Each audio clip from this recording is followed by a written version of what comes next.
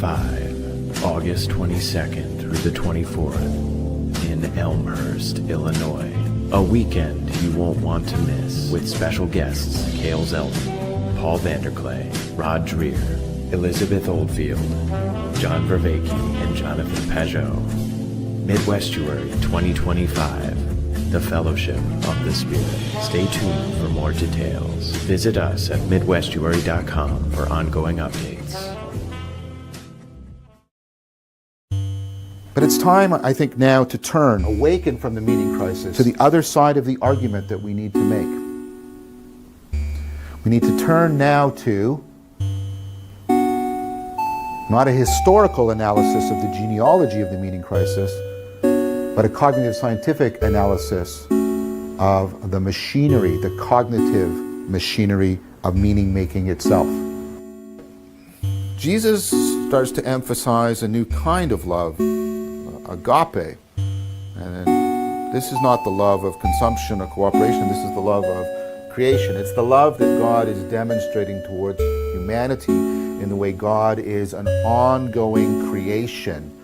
See, agape is the kind of love that creates persons, the way a parent loves a child. By loving that non-person, you turn it into a person. It's a godlike ability that we have.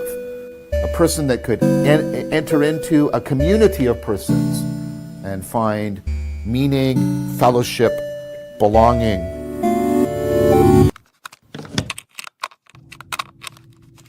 In that sense, that's where I see this little corner coming to meet this moment. Oh, that's I hadn't thought about that. Because So just let me make sure and sorry for interrupting, I just want to get it. Instead of the we being, it's like, no, this little corner is a nexus point of many different Christian groups and non-Christian groups, and that nexus point is perhaps the place we should look for as the thing that will rise to the response. Is that what I'm hearing you say? That's really good, Paul.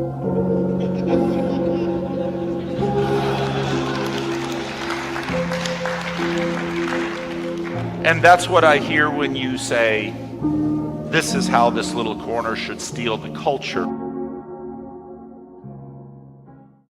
I'm gonna tell you a little story about me and my friends, about something we did way back when. I was eating spaghetti and getting kind of sweaty when all of a sudden in walked Betty. Betty was my girl in these old days, and she had a lot of friends that were walking my way. I said first there was Helen, then there was Ellen, but the best of them all, she had the name of Llewellyn. She had the gleamiest eyes and the prettiest pose. But get this, Paul, she had some pony elbows. But back to the point. The point was this. Betty was jealous of my friend Sis. Sis at 7, Liz at 8. I thought that plan had worked, but it didn't work great. But take Fred's advice and never try that. It probably won't work and you might get slapped. Slapped. Yep. That's my favorite of your raps, Fred. Here it is. Soda. Gotta have it. One love, baby. Freddie's drug. All right, here we go. Ready. One love. 52. All right. 52 in the can. This song is called Asynchronous Ontology for Dummies. Circles. But I'm trying Round it up. to Go. learn the song. There is no try. There's only do. Well, I don't know about the meaning crisis. Left, right, black, white, or other vices. Which Jesus Christ is right, or if we're all saved. From my perspective, a proposition. Participate procedurally, running in circles, remembering body. We're in the age of decay. Symbolically speaking, the reapers are reaping them damn agriculture. Oh boy, holy cannoli. Alright, we're getting there. You wrote the song, sir. Please, sir. I wonder if, from my perspective, the proposition, participate procedurally, running in circles. Remember him, body. We're in the age of decay. Symbolically speaking, the reapers are reaping. Oh, shish kebab. Shish kebab. Tips my fingers. They go. Not this one. Kind of go. The number.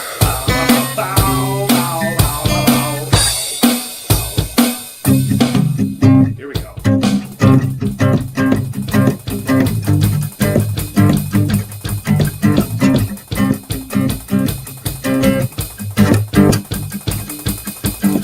I don't know about the meaning crisis, left, right, black, white, or other vices, but Jesus Christ is right, forever I'll say. From my perspective, proposition, procedurally running, participate procedurally, running in circles. Remember everybody, we're in the age of decay. Symbolically speaking, the reapers are reaping. And microphones are whispering sweetly. We're all in pursuit in the valley of the beat. Red pill, blue pill, red pill, mushroom, DMT.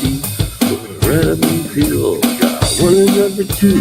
We're all the same thing.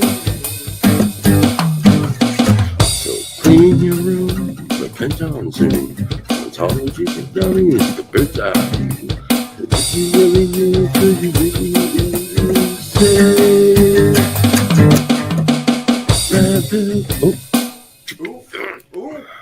Yeah. All right. I think I should be done with that because my fingers are All my being fingers and bitches. toes. Straight up bitches.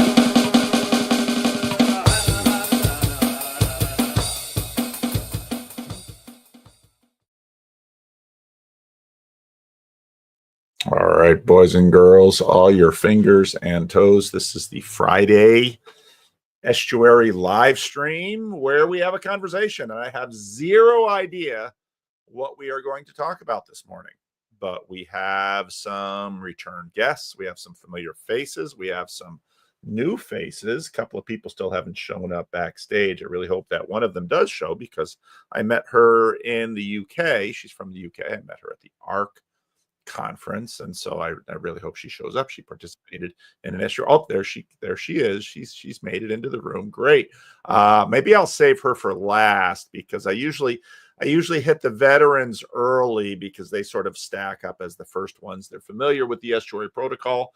Those of you who are new here, we use the estuary protocol to arrive at our conversation. And so I have no idea what this video will be about. That's why the thumbnail is generic and the title is generic. And usually after the conversation, I mull over it a little bit and try to think, well, what did we talk about? What was important and what was salient? And sometimes I take little clips out of there. So, well, let's see. Let's let Matt, I think this is your third time on the Friday thing, huh? That sounds right. 1, 2, 3, maybe 4. There was one where I had pretty horrible internet, and I pretty much just got the boot midway through. Okay, so let's say a little bit. So 3.5. 3.5. Let's say a little bit about yourself. I am, I guess, still one of the card-carrying evangelicals, the few, the mighty. A seminary grad ministry dropout, now a starving artist, who's trying to like do some theologically inflected artwork sometime in the future. And yeah, it's been a weird week. I've got a real heavy topic, and we could just go really light if you guys would like. Let me know. Wow, and this guy actually is a clown, so of sorts. Clown adjacent. Clown for now. Adjacent for now. All right, Matt. Well, welcome. Thanks for jumping in. And 2 weeks in a row, our own Alex Luna has grabbed. Some of you wonder how you get into this illustrious group. Well, usually Wednesday or Thursday, if I see I'll have time on Friday to do this, I will drop a link into the membership section. And some of you have learned how this goes now. And so To be on this group, you do have to be a member, generally speaking. There's a few others that I let in, but Alex, you want to introduce yourself a little bit? You're a returnee. Yes, and the reason why I try to, this is only my second time as the panelist, and I don't always have Fridays off, and I don't always have Sundays off. I wish I did, but it's out of my control. So, anyways, I consider myself lucky today to be part of this. I'm a nurse by trade. That's not what I set out to be. That's just how it ended up being. My dad, husband, brother, son. Oh, and full disclosure, I know this is here it is. Non-denominational evangelical out of Calvary Chapel. But I was born and raised Catholic, and I know a lot of people take issue with that, but that's where I'm at. Okay. All right. So Alex, 2, Evan, 3 Protestants so far on the stream. Zac, you're gonna break that, or how do you want to identify, Zac? That's good. Yeah. I'd say I'm Protestant, or at least I've worn a Protestant label in the past. I was ordained as a minister in the Christian Church of Christ about 23 years ago, and then went through an atheist phase about 12 years ago, and now I find myself in my estuary era, between the saltwater and the freshwater of estuary, in this little corner of the internet, and then also with the local estuary scene here in Evansville, Indiana. So we have now grown to 3 different estuary meetings happening weekly within our community. Really? And and that's my topic will be estuarially when it becomes my turn. Wow. I thought Sacramento was ahead in the estuary arms race, but it sounds like we have some real competition in Evansville, Indiana. Who would have known? Who would have known? We're going for it. Well, Sam Ewing, Sam, what do you mean you haven't got the link emailed? Oh, Sam, hang on. Invite. Oh, I have Brandon, because I really want to keep the big reveal for our special member this morning. So hang in there.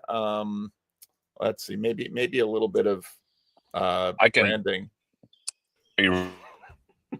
In other news, Ron Copperman was arrested last night after attempting to reveal secret sacred truths of the TLC to an unknown sociologist. Hold on a second. It's the cops. Oh no. Ron Copperman, minister. I set the alarm off. Oh my God, dude. What's your name, sir? Ron Copperman.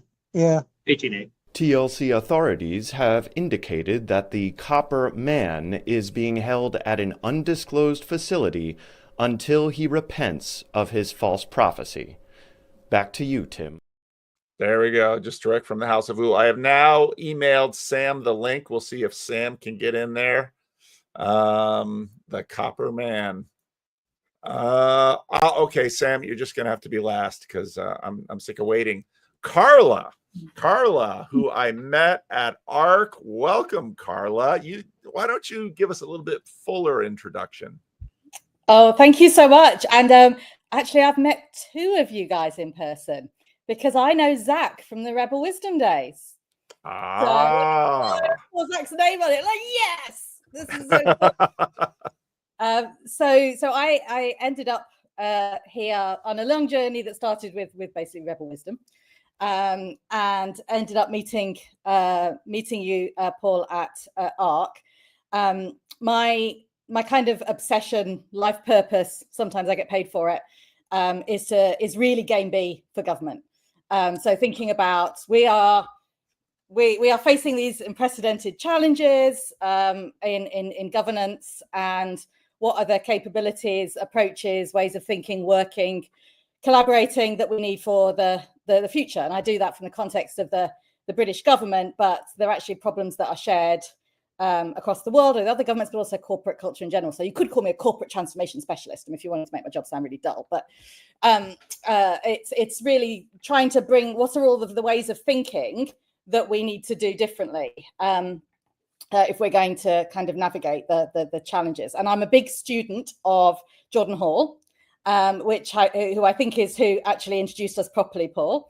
I'm also a big student of John Vervaeke, and I cite his work. I think I'm the first person to cite his work in government publications. And I sort of, my training was in as a psychologist. So that kind of cognitive science makes the most sense to me. However, I roam around the internet looking for ideas and perspectives that I can incorporate into ways of doing government differently. So I started with psychology and cognitive science because that's my background, but I've added design thinking, systems thinking, applied philosophy and conceptual analysis. And then after going to ARC, I realized there's a whole bunch more stuff here in the space that people who have a religion have got access to that I hadn't. So in this context, I probably should explain, I was raised without a faith as such. Both my parents were raised in various kinds of Christian backgrounds. I think I've got 4 grandparents mapping onto 4 different denominations.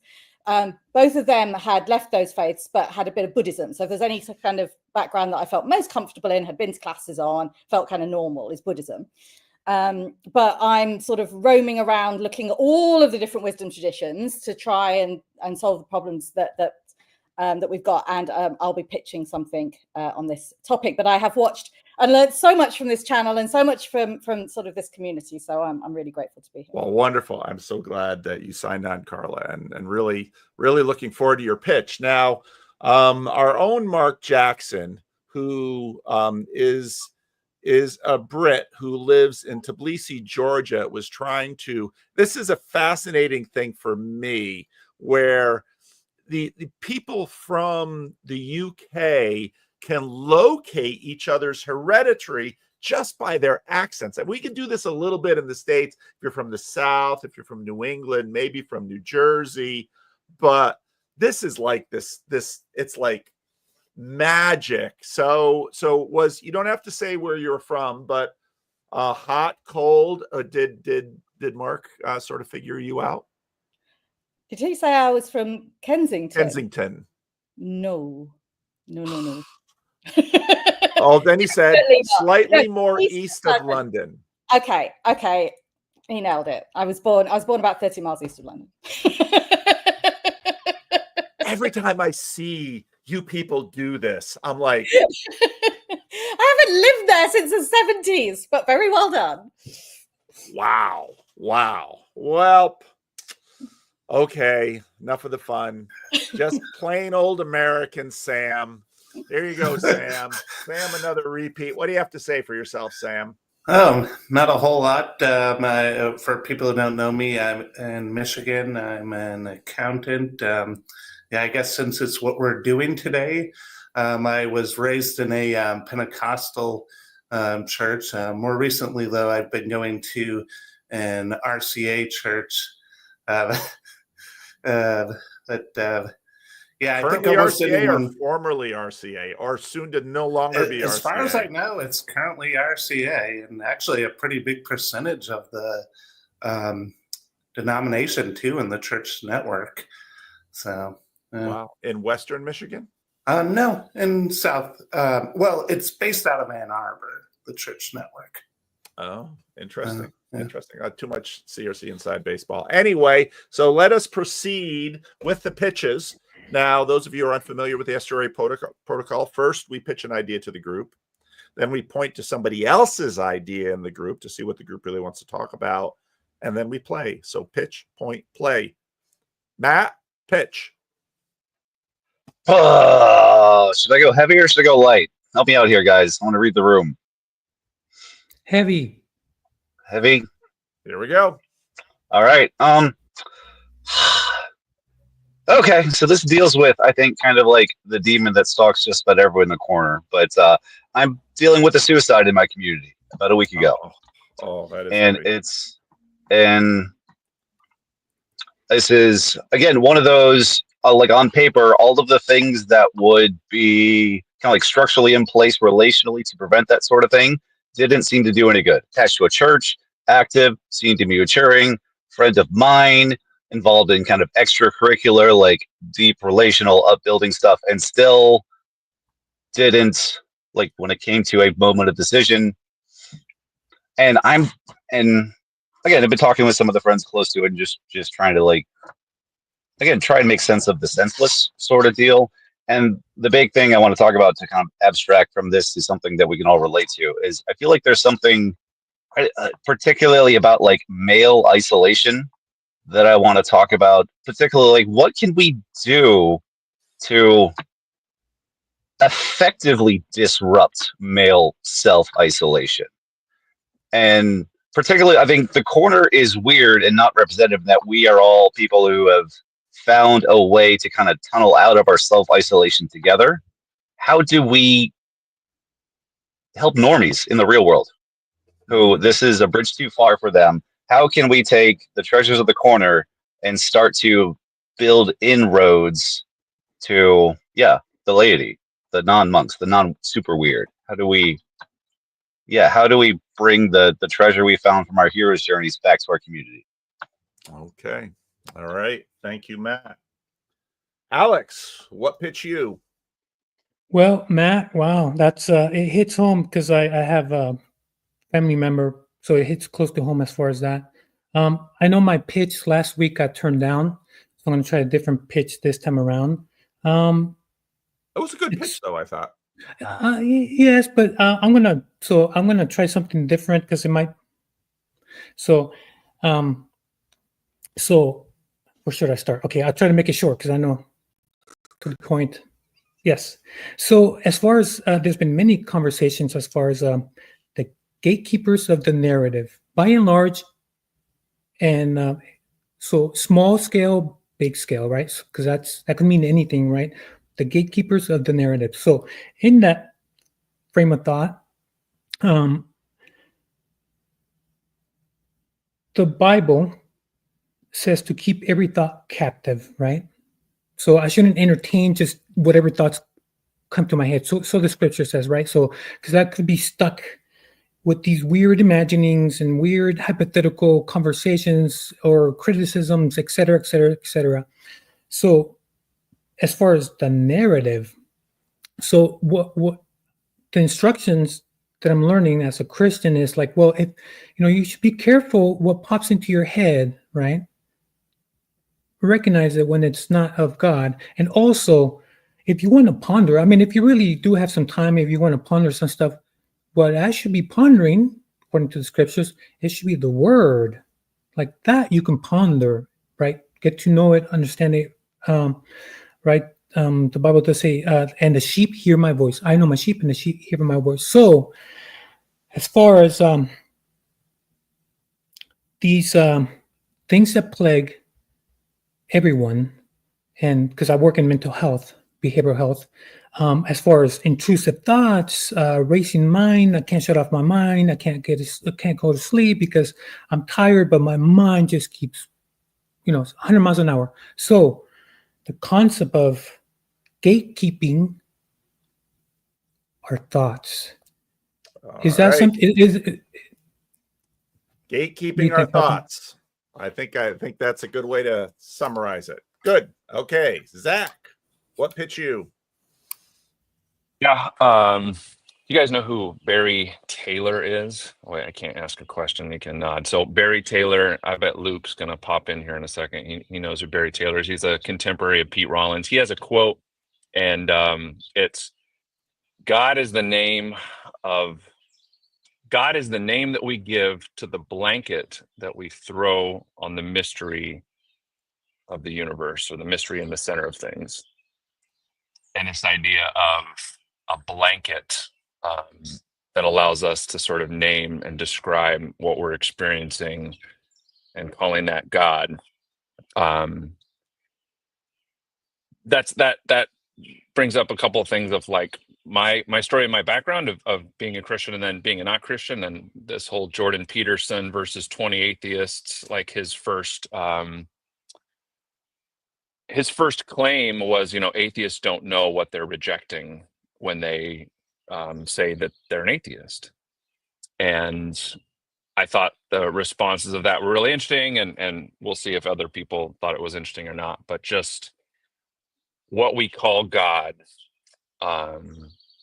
is what I'm sort of putting on the table. And if that blanket or tapestry might be a fancier churchy way of saying it, that we throw on the mystery at the center of things. All right. Carla. Oh, fascinating stuff. So I am slightly obsessed with a question that you have raised, Paul, in one of your videos. I think I've emailed about it because I can't stop thinking about it. And this is the idea that coming out of the Game B is these sort of two trajectories: the Jordan Hall relational trajectory, which further does this map onto this discovery of Christianity. And then there's the Eric Weinstein version of let's go information-based. I know I've also heard you talk, Paul, about sort of a techno-political solution. So there's a number of different ways of framing a dichotomy here. And my thought is, I think there are ways to make the techno-political more relational, which is why I'm bringing more design thinking, systems thinking. These are all stuff about relationships between things, about the interdependence between contexts, between people. So I think there are ways to bring the relational into the techno-political world, depending on how you define techno-political. What I'm really curious to explore, although there's loads of jumping off points from this, the questions you've set, is what are the relational aspects of Christianity? What bits could be exported without the metaphysics? What need the metaphysics? Because I sort of see this as not necessarily a fork in the road, but maybe a Venn diagram that we could start to build on. What are the bits where this intersects? So really the contribution of the role of relationality in Christianity and potential contributions to the techno-political questions that face our leaders and governments. All right. Very good. Sam, what pitch you? So I guess I'll keep the theme of high-level abstraction going here. And I've had this idea in my head of the philosopher and the muse, or maybe you could say the artist and the professor, to think of it a different way. And I've been thinking about how those different modes both relate to truth and how they're sometimes together in unity, and sometimes they're opposed to each other. Yeah, I've been thinking about it somewhat in relationship to it. The movie was kind of a mess, but it had some interesting thoughts, though they were a bit half-baked. Sinners, which is sort of a retelling of the Robert Johnson Crossroads story. And at the beginning of it, the sort of framing is that the young man who will, I guess he's talked about as being a shaman, and he's into blues guitar, and he's in a conflict with his father, who's a minister. And it's interesting because I think of it that, and when I'm watching, I'm thinking, where was his father right and where was he wrong? And because the movie, it sort of gives you the impression that you should be sympathetic towards the son, and he takes a specific path. But then the father also is basically correct in everything he predicts about the way that the blues creates a kind of downfall in the society in Mississippi that he's in. So yeah, so the muse and the philosopher, I guess that's the pitch. All right, the muse and the philosopher. I am going to introduce something today it was mentioned last week in the Hive Mind. I am going to give the Hive Mind an opportunity to vote and point along with the rest of the people on the screen. And we'll see how that factors into the conversation. What you should do is give the person's name. Let's go with Matt instead of Skankenstein, just because it's a little quicker to type. You go with the first name. You can have Matt, Alex, Zach, Carla, Sam. Just put their name in all caps. And Tunji says, no, you're corrupting it. You're corrupting it. But put it in all, drop a YouTube poll. Oh, I don't have the bandwidth to do that right now.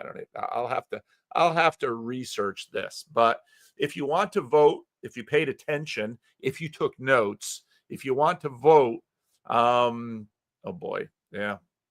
Early results. Matt, you can't point to yourself. So what other topic did you hear that grabbed your interest? Firstly, I want to say, Sam, if you want to talk about Sinners sometime, give me a call. I would love to. But I don't think the rest of the group saw the movie, so it's not so much we can talk about. I'll point to Carla, the idea of how can we can we mix relationality with, was it the techno-political? Yeah. Although for a short answer, I think you can't, or we are dealing with a technical political that's tried to extract the relationality without the metaphysics. That's what you have right now. So the short answer is convert, but there's longer conversations to be had. All right, Matt, good point. Okay, Alex, this is a pointing, so you should be pointing. But you also need to unmute. Yes, thank you, Paul. I am learning. I am listening. So I'll make it short and sweet. I like all the perspectives, but I'm gonna go with Sam. Sam, did you see the movie? No, but as far as hold on. Maybe I got the idea wrong with the name. Sorry, I was trying to write it down, but now it's all. The Philosopher and the Muse, you could go with that. But Muse and Philosopher and Muse. Okay, all right. So there you go, Sam. Even without seeing the movie, compelling pitch. Very good. Zach, what point you? Yeah, I am going to make this even more difficult by voting for Matt. So we're splitting the vote already. And it even brings up in our estuary meeting last night, we had someone that we all kind of, many of us sensed was maybe at risk. And I know Matt mentioned that his person in his life maybe didn't have a lot of signs that was a risk, but it's something as whatever the steward of our little estuary network here that I'm mindful of is that by using the Meetup app, we tend to attract people who are like, this is their only social interaction. And so I am sensitive on a level here of people who might be at risk for that, and just kind of the responsibility of how meaningful an estuary experience is for some people. And maybe you can insert church or other things, in there as well, that community involvement. So it's a little bit of maybe also of Carla's, but I'm going to point to Matt. All right, good. Carla, what would you like to point to? I'm going to point to Matt as well. It sounds really powerful, something potentially I might be able to make a contribution to. And I know it's about male isolation, but it's been a real privilege to be part of a conversation on that. All right, Sam, what would you like to point to? I'm going to make it nearly unanimous and point to Matt. All right. Well, it's interesting because just the scrolling through the hive mind, mostly Matt and Carla, and I actually think that they are connected because, not too long ago, we began to hear at the governmental level, I think it was the end of the Biden administration, where it could have been the Surgeon General, which is kind of a funny name for the nation's doctor, but the Surgeon General says that there's an epidemic of loneliness, and some of the other Western democracies pointed to that. I really liked Matt's pitch because it's sort of, anybody who's been paying attention to a really important person in the corner, who is Chad, you know, he's been saying, okay, well, I had my meaning crisis. I got sober. I found religion. I joined a church. I became part of the group. I'm in the TLC. Chat has done everything, but in a sense, the words of YouTube, I still haven't found what I'm looking for, still sort of echoes in his heart. And I very much heard that in Matt's pitch. And I was really struck by Carla's pitch because I feel the tensions that Matt said, that I think there is actually something in the techno-political that is by design excluding relationality in it. And so government attempts to directly address these things almost always fall short because there's something antithetical between the approach and the fruit that you're looking for. And whereas I think governments that, for example, I think one of the biggest things that you could do for, let's say, marriage and children in America would be in incentivizing the ability to have single income households, especially for children, so that you have a better division of labor, but not enforce it necessarily, but just facilitate it and support it. And what Zac said too about meetup.com is true, where most of the people who have come to my estuaries through meetup.com really struggle relationally. And what Matt said as well, I think part of what the TLC has managed to do is actually, in this weird way, help a lot of people who are struggling relationally make some connections in this virtually not alone area. I noticed long before I got on YouTube, I was putting some of my podcasts from my Sunday school lessons out, and I noticed that I was getting basically reclusive men approaching me. I thought that was really interesting. And they didn't want to come to church, even if they lived close. They wanted to listen. They wanted some participation. And so a big part of the deal was encouraging people to come out of the lurk. And so obviously on the internet, this is a major deal. And part of the culture of this corner is we do celebrate when someone joins us for the first time, even in this virtually not alone way. So I really like sort of a cross between Matt and Carla, and I think that's sort of has the votes. So let's play. All right. Well,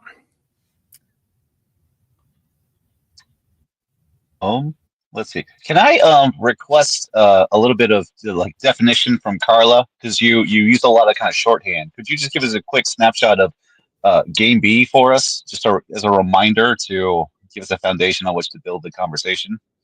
Totally. I think that's sort of yeah, go for it. So a bunch of people who came from sort of scientific, technical, smarty pants backgrounds, including Jim Rutt, Jordan Hall, the Weinstein brothers. I'm blanking on who else was involved. But they came together in, I think, about 2010, 2012-ish. And their first, they were worried about the direction of travel of civilization, particularly American society. And I think the original idea was a new political party. But then they thought, actually, this isn't plugging into the existing political system. This is something different. So Jordan Hall coined the term game B. So the idea is that the way in which humans have organized themselves, potentially since sort of the Second World War, potentially is going back far longer. If it's going back to the Second World War, it calls it the Blue Church. If it's going back way sort of perhaps even to agricultural times, then it's game A, is on a self-terminating path. And we need a different way of organizing ourselves. And so the name of that solution to be determined is game B. And that can either be discussed in sort of general terms, or it can be discussed in terms of sort of domains of life, like game B for education, game B for business. And there's been some discussion about what it means for government/governance. And that's the bit that I sort of plug most into. But that's my understanding of it. Others feel free to clarify what that is. It's a different way of humans getting together, working to deliver together, achieving common outcomes that is not going to lead to us or either self-terminating the species or some other form of apocalypse. I think a lot of, and what I liked about your point, Matt, and your story was that most people will rush in with sort of the low-hanging fruit in this. And they'll say, well, they needed friends. Yeah, everybody does need a friend. Well, they need religion. You're talking to a pastor. I'd say, yeah, absolutely go to church. Well, they needed on and on and on. And there are times when, they're just all of what we have to deploy for someone fails. And I think that's a really important thing to name. Because sometimes, one of the things that I have short patience with is the keeping up appearances in church. Because churches are filled with people who struggle. And I think churches should be honest with that. And pastors should say, churches are for people who struggle. So absolutely, we will have a higher percentage of them in the church. And yet we should also be honest that,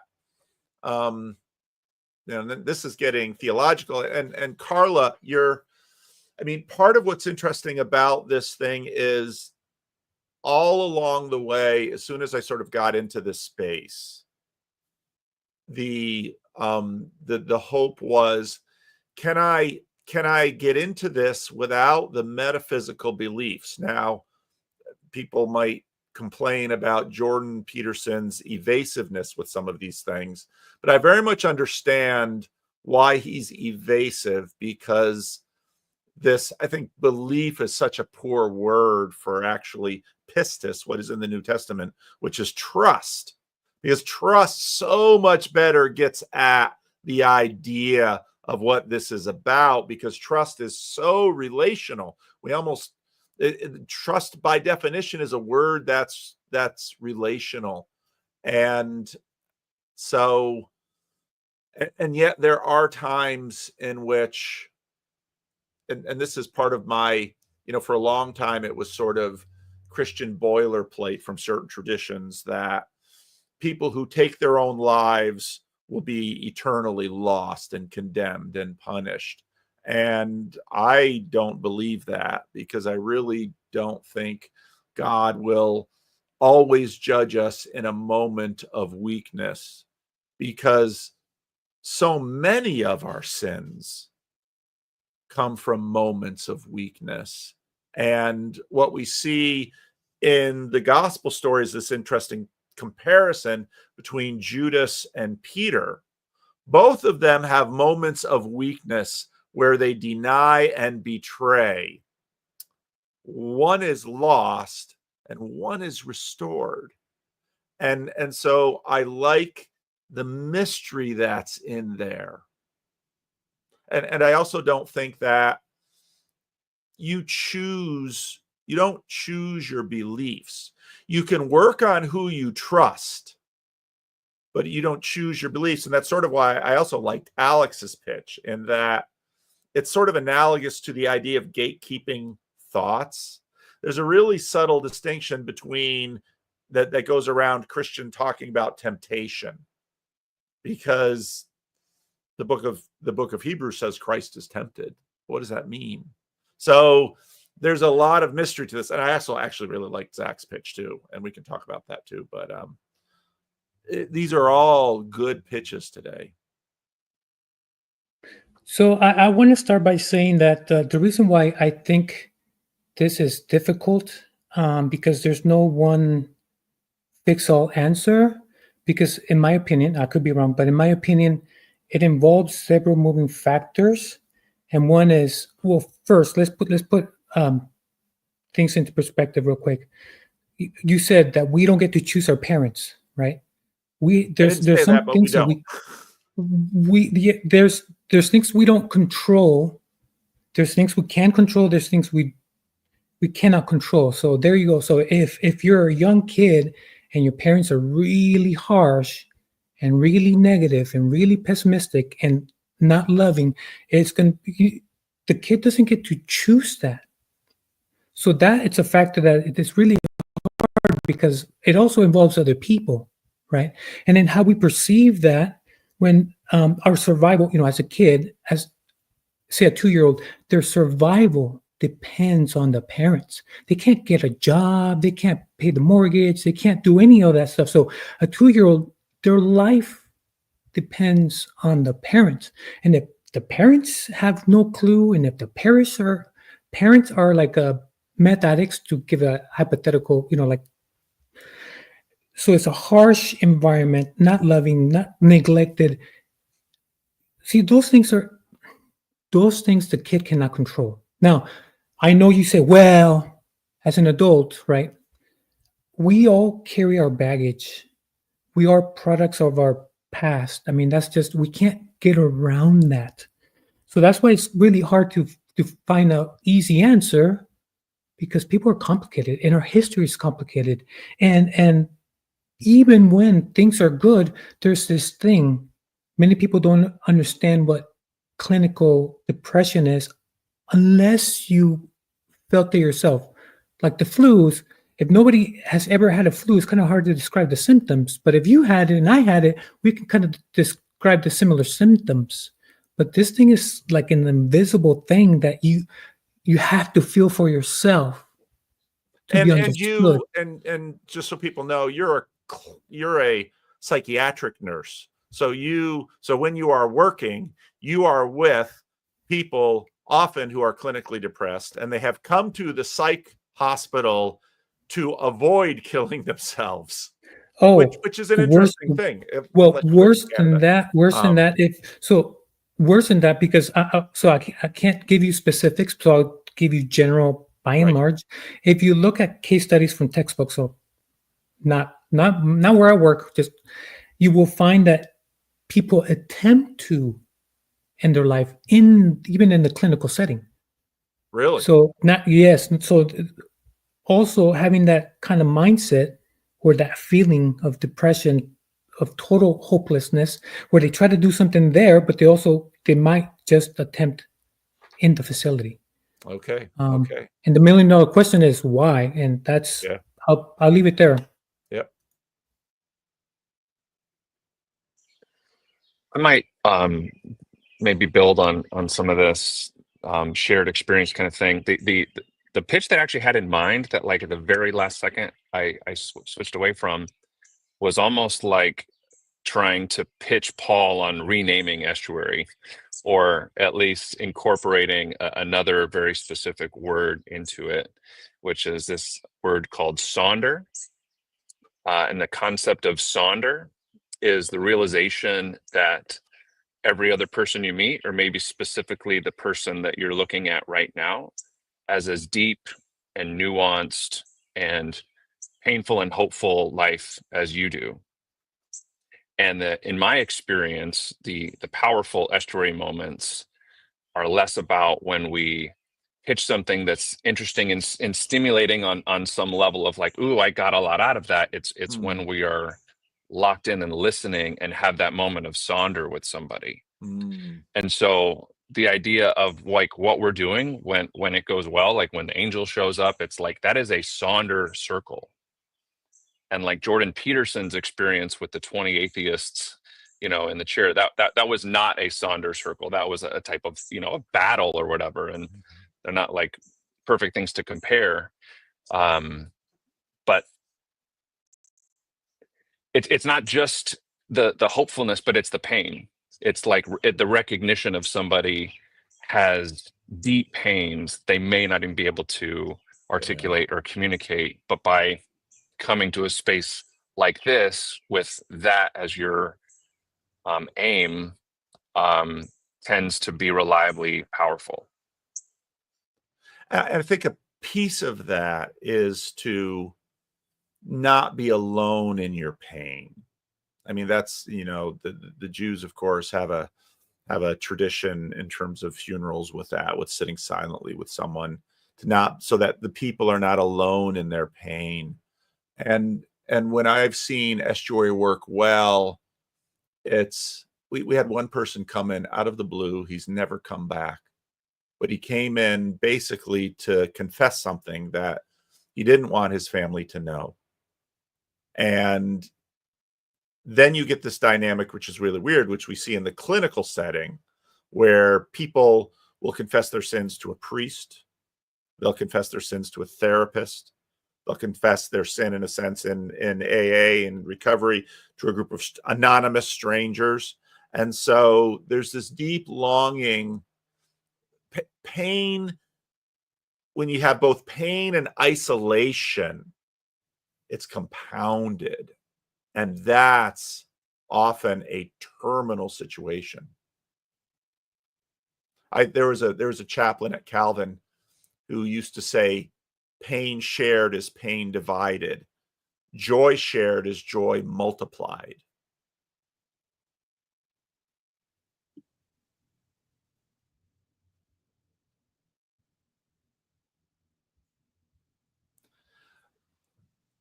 That's a great take. That's a great take, and that's the problem. That's one of the symptoms when people are really depressed. They do isolate. And one of the questions we ask is, recently, have you lost pleasure in doing the things that you once used to enjoy? Right, the things that you found enjoyable now I'll give you an example. When you have fever, when everything hurts, when you don't have no energy, when you're not hungry, do you feel like doing a hobby? Probably not. All you want to do is sleep, or like wishing for that to run its course, right? But when the depression never lifts, it's like, well, there's no sense of hope.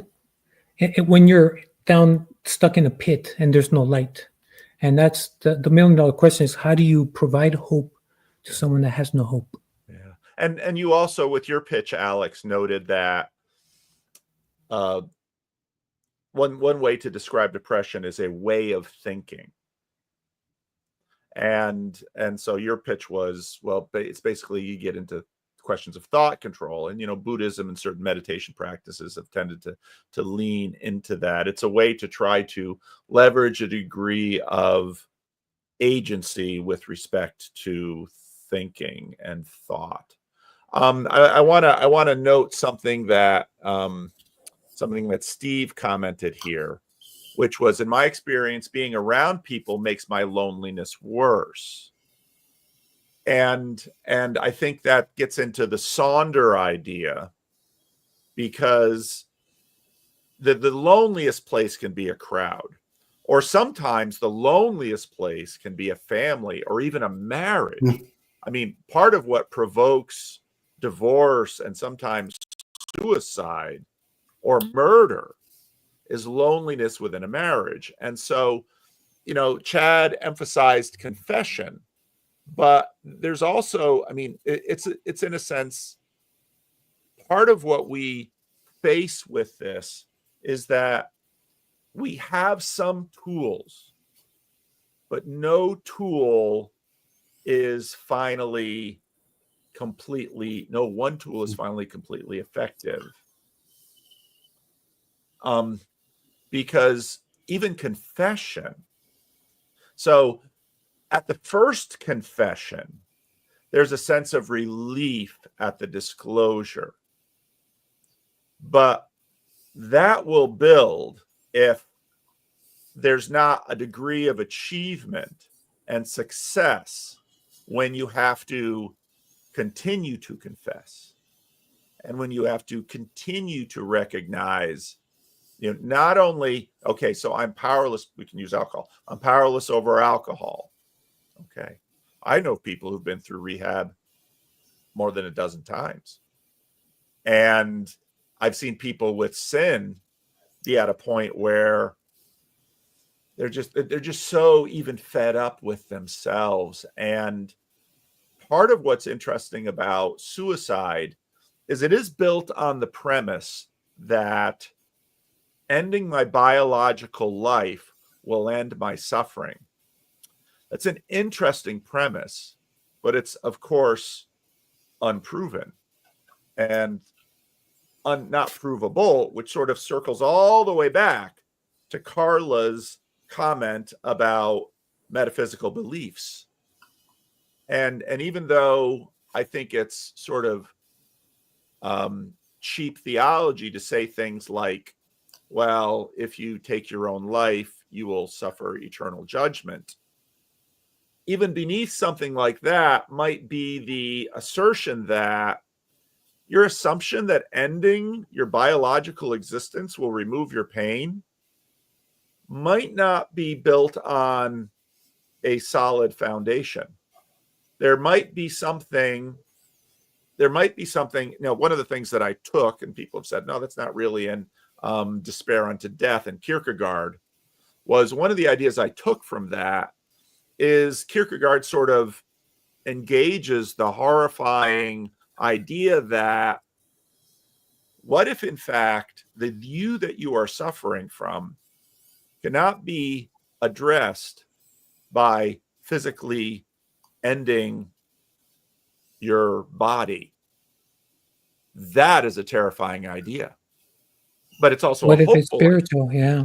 Yeah, exactly. And that's where sort of the technical thing, because basically what modern psychology attempted to do was exactly the point that governments want to do. Okay, so we're not going to go the religious route. We're going to go the technological route. And so we're going to develop a science that will address human emotionality. Let's call that psychology. And we're going to, well, then we realize there's a biological level. So let's direct a science to address the chemical level. Let's call that psychiatry. And let's have hospitals to heal people. So people can look at religion and say, you can't solve this, can you? We'll use science. We can solve anything with science. And it's like, can you? So now we have psychologists, psychiatrists, hospitals. We have all of those things. And this makes the AA movement particularly interesting because at sort of peak modernity, when alcoholics, read the early years of AA. It's quite interesting reading because, of course, alcoholics were consigned to psychiatric wards in a sense, well, okay, if you lock them up and you keep them from alcohol, you can keep them from drinking, but at least AA had the insight to say, perhaps the problem is spiritual, and it can't finally be addressed by manipulating family stories or manipulating brain compounds or manipulating social experiences. Maybe there is, in fact, an ontological level that is deeper where the problem can be addressed. Now you have to be really careful with that because we have one word, we can look at transposition, one word, depression, for hosts of potential causes. And psychology has recognized this because, okay, you've lost a child to an accident. Well, I'm depressed. Well, surely you have a chemical imbalance. No, you're seeing the world correctly. You should be depressed.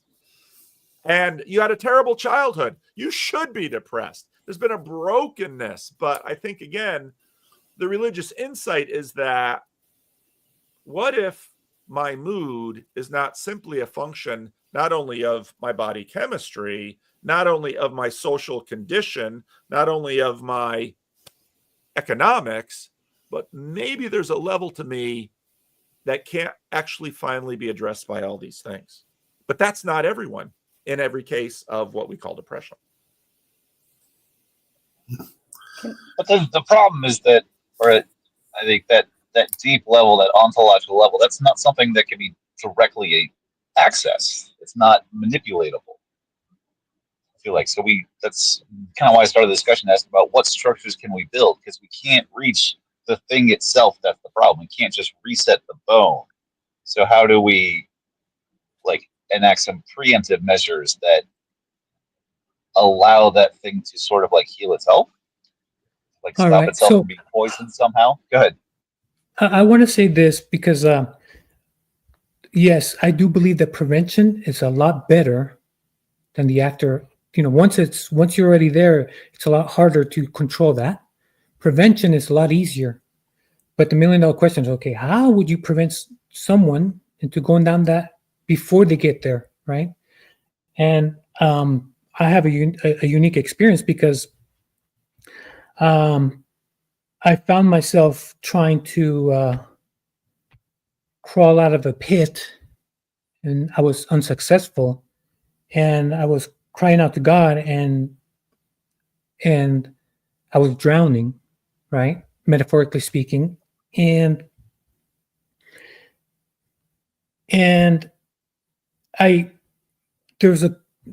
there came a moment where I had to submit, because I don't know how to explain this, but I was receiving instructions as far as what I ought to be doing. And it's going to sound stupid, but I was rejecting the advice. Right? Something was causing me to reject the advice. It was only when I stopped fighting God that he was able to help me. He wanted to help me all along as I struggled and struggled and struggled, right? But it wasn't until I yielded to him. And I did tell him, well, please allow me to see what I need to see. And I mean, boy, did he show me. It's like, be careful what you ask for, because it did a number on me. It did a number on me. You know what I mean? Yeah. And this is what I came to find out. So I'm going to summarize real quick as far as if you want to prevent, let's say that's not there yet. So we're working on prevention, right? I have kids, I'm trying to prevent, right? Because once it takes hold, good luck, right? Pray, I guess. So if you want to prevent, you have to be present, and you have to love, and you have to understand, and you have to be patient, and you have to also accept that none of us are perfect. None of us, not our parents, not our spouses, not our boss, not our coworkers, not our neighbor, not our kids, no one. Because we have a faulty expectation as everybody's got to be perfect, or I got to be perfect. And so we are calibrated differently as the years go by, different. And the outside influence can influence you to the soul in a good way or in a bad way. If you don't know that what's happening, right? The calibration is happening whether you're aware or not, right? So I mentioned all that. I also mentioned that you have to seek God. You have to find God, because that is also part of that missing piece, that if you have to have people that love you, so you have to be the one loving. You have to have people that are going to mold you in love and patience and truth, but in spirit as well. You can't neglect the spirit. That can only come from God. It's something that it's not our nature. So I'll summarize with this. I mentioned a few weeks back that we have this clunky inner dial that could be calibrated, and it's hard to calibrate to get it right. And what other people say, derogatory statements, mean looks, kind gestures, that all affects our clunky dial. So we can let them affect us inside. Or once we understand that they can affect that, we can say, you know what, they're probably just having a bad day. Okay. right? Don't take it personal. So yeah, it's anyways. I'll leave it at that because I think I feel like I'm already rambling. Can I share just a few things that are coming to mind? So I like that kind of question of, well, what if it's not individual, it's spiritual? And the phrase that came for me is, what if it's not individual, it's relational? So to me, and this might be my very naive way of hearing spiritual conversations, but it still feels like quite an individual thing, especially, I guess, in the sort of Protestant world. It's you and this invisible thing you have a relationship with. And then what I'm sort of hearing from the context, Matt, that you were sort of talking about, this person and this sort of general context is what actually we're not atomized things. It's not just us, and we score highly or low on functionality or high or low on perfection. We're part of something bigger, and if we could change the way that we frame it, so that you know, if you run on hard concrete for a long time, eventually your knees will give out. Well, the knee is connected to everything. So what if those young men are they're doing that, they're following the rules, they're doing the thing, but actually they're not connected properly to the environment. The whole thing that they're part of isn't being looked after properly, isn't properly motivated. So what if we can try and see the context, dynamism, and then I was sort of reminded of one of the sort of darker times in my life, which was after my wife died of cancer in 2018. And I remember sort of after that, especially after sort of first 6 months when the grief really hits, people said, "Oh, you're depressed." No, it's grief, not the same thing. PTSD? No, seriously, no. I'm an absolute mess. I can't work, but this isn't PTSD. So that was kind of an inability of the environment to handle a human experience and come together and kind of, do all the compensating things your leg might do if your knee's struggling. But two things that really struck me is that when people saw that I was struggling, what they do is like ask me, "Oh, let's go out for pizza." Like, what am I going to talk about? My life just stopped. Like, what are we going to talk about? And then what absolutely came to my rescue? The pandemic. Now everybody's life stopped, and Carla was better. Nothing had changed in my life. In fact, I was less able to connect to other people, and I'm stuck in a flat by myself. I was happier than I'd been since probably right from the original diagnosis of cancer. And I had rebel wisdom there to talk to all the time about, I could find the people who were thinking things like me. I had a sense of purpose. I had a sense of growth. And I didn't have a sense of being left behind in a world I didn't understand anymore and was cut off from. So sorry, that's a bit of a ramble, but I'm trying to say, how can we look at this differently? And I think that to sort of get back to the sort of the things that were in my mind when I was pitching is the way that we talk about individuals, that you get a job, you fit a role. Managers, in my world, the way that I'm starting to try and teach it is take problems that the organization set up to solve and match them to people, whole people with their passions and excitement and things they could learn, and not become poor quality fits to a role that was designed in a previous world that doesn't adapt. But the whole way that we think about people and our relationship to each other and our relationship to the past, future, and what we're trying to do is this weird atomized mechanistic metaphor that just doesn't work. Lance said, came to believe a power greater than ourselves could restore us to sanity. Notice the us and the fellowship in that. And I think that's very, very true. Human beings it is not good for it. When in Genesis, it says it's not good for man to be alone. It's not just men, and it's just not male. It's actually all the levels. And I think sort of back to Matt, men struggle with this, I think, more, not often. I mean, more often. It's the sample bias in terms of men and women. And I noticed this came up at our last week's estuary. Or actually, I was talking with my wife about this. Marriage is really good for men because women change men. Women draw men out. Often the only good friend a man will have is his wife, which is a problem, but at least he's got someone. One of the things that I remember the most from my Psychology 101 class in college, our professor was an Indian lady, and one of the things she talked about was that different societies have different types of mental illnesses that are more prevalent.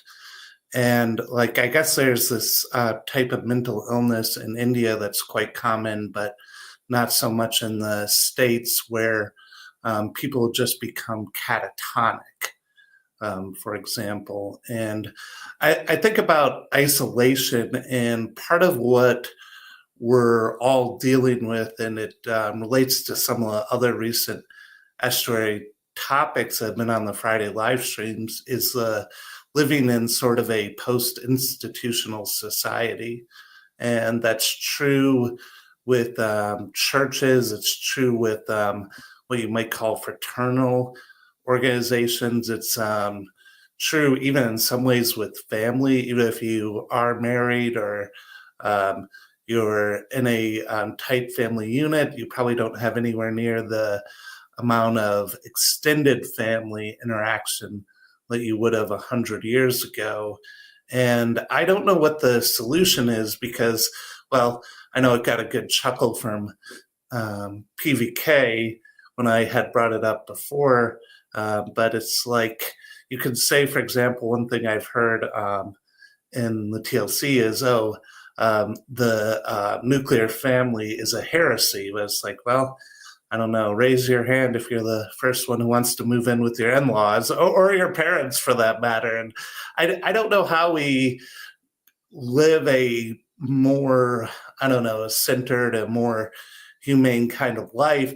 But at the same time, I think part of finding any solution is realizing there's a problem.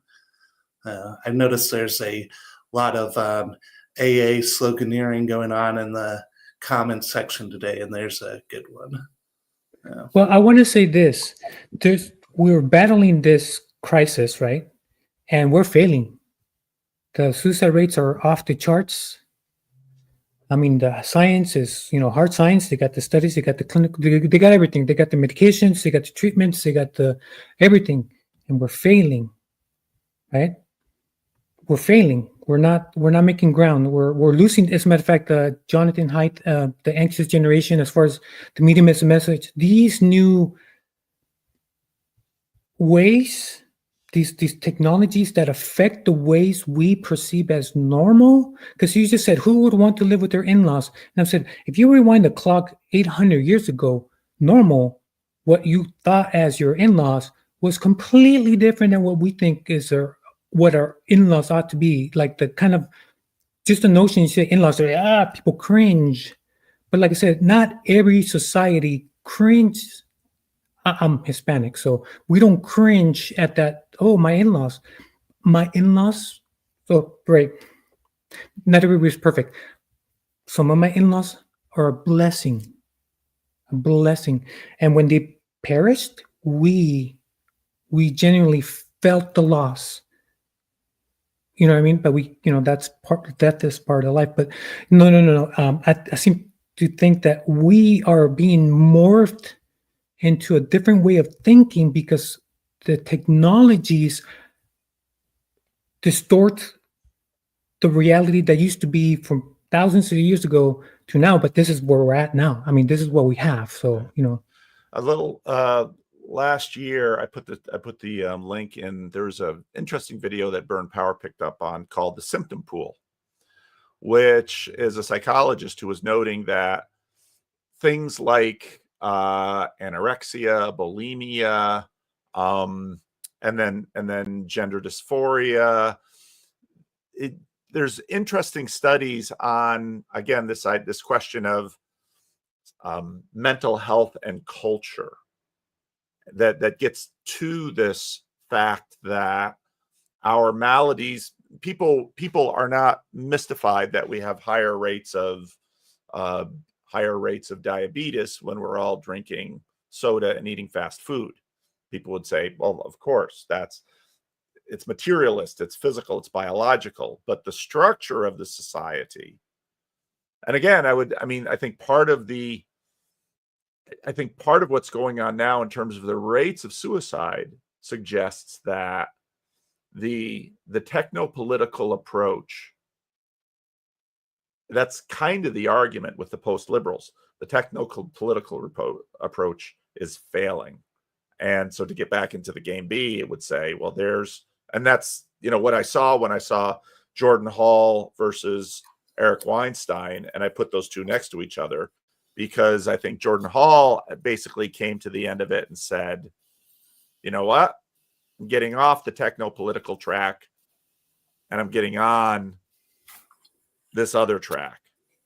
And, and Jordan's interesting because he sort of seems to have made his peace with the metaphysical beliefs. He continues to talk about them when pressed on live streams and stuff. And he basically seemed, though, to say, I am going to adopt the metaphysical beliefs of this community. And I think that's in some ways analogous to someone who, say, goes to an AA meeting. AA sort of tried to make the on-ramp easy, a God of your understanding, higher power, all of that stuff. But AA basically said, you're going to have to get on this ramp if you're not just going to, let's say, be free of alcohol. But it recognized that the alcoholism is actually just a symptom. Nice play, Sam. A symptom of a deeper illness that we can't actually treat in a psych ward. Ross Douthat yesterday had a conversation that got to a lot of these things. And one of the things he had talked about with how do you, cure the marriage crisis, so to speak, that I've heard before is, we need to tell better cultural stories. And he had mentioned the idea that, maybe Hollywood should be making more romantic comedies. And it's like, I don't think there's anything wrong with romantic comedies. I'll watch them with my wife, but they tend to all stop at the point of marriage, right? Or they treat that as the end of the story. And I guess I think, if we see isolation, how do we combat it in the world? And part of it is probably living a better story. And I know I preach a good game on YouTube, but I don't know how good I do with that. And when I'm not a creature of light. Well, and it's interesting. My wife and I just watched Sirens, this series on Netflix. And, it took me a while to figure out what the show was about. And a few spoilers here, perhaps. The show is about the dysfunction of families. And the show, in some ways, deconstructs, I think, certain approaches to feminism. Because the sirens, of course, sirens in the Odyssey are these harpies that attempt to lead sailors to their doom. The women in the story clearly are the ones with a lot of power, with possibly one exception. Another message of the thing might be, finally, money trumps. But everyone in that story has a deeply sad family story. And, Cece says, this entire conversation sets the bar for humans striving so low. Yeah, but the topic was the floor, because what we're seeing happening is people are checking out completely. So, and I think the answer is, of course, not simply suicide avoidance. And just as the answer to alcoholism in AA is no longer drinking, the answer is flourishing. I'm wondering, the concept of parallel play is coming into my mind here, of being of like little children do before they start to properly play games with each other, of being able to be with other humans, without a great deal of expectations, or with a lot of structure about what's going on. So, being with people in an office, that can be soul destroying, but it can also be a source of human connection, even if you're not doing that much with your colleagues.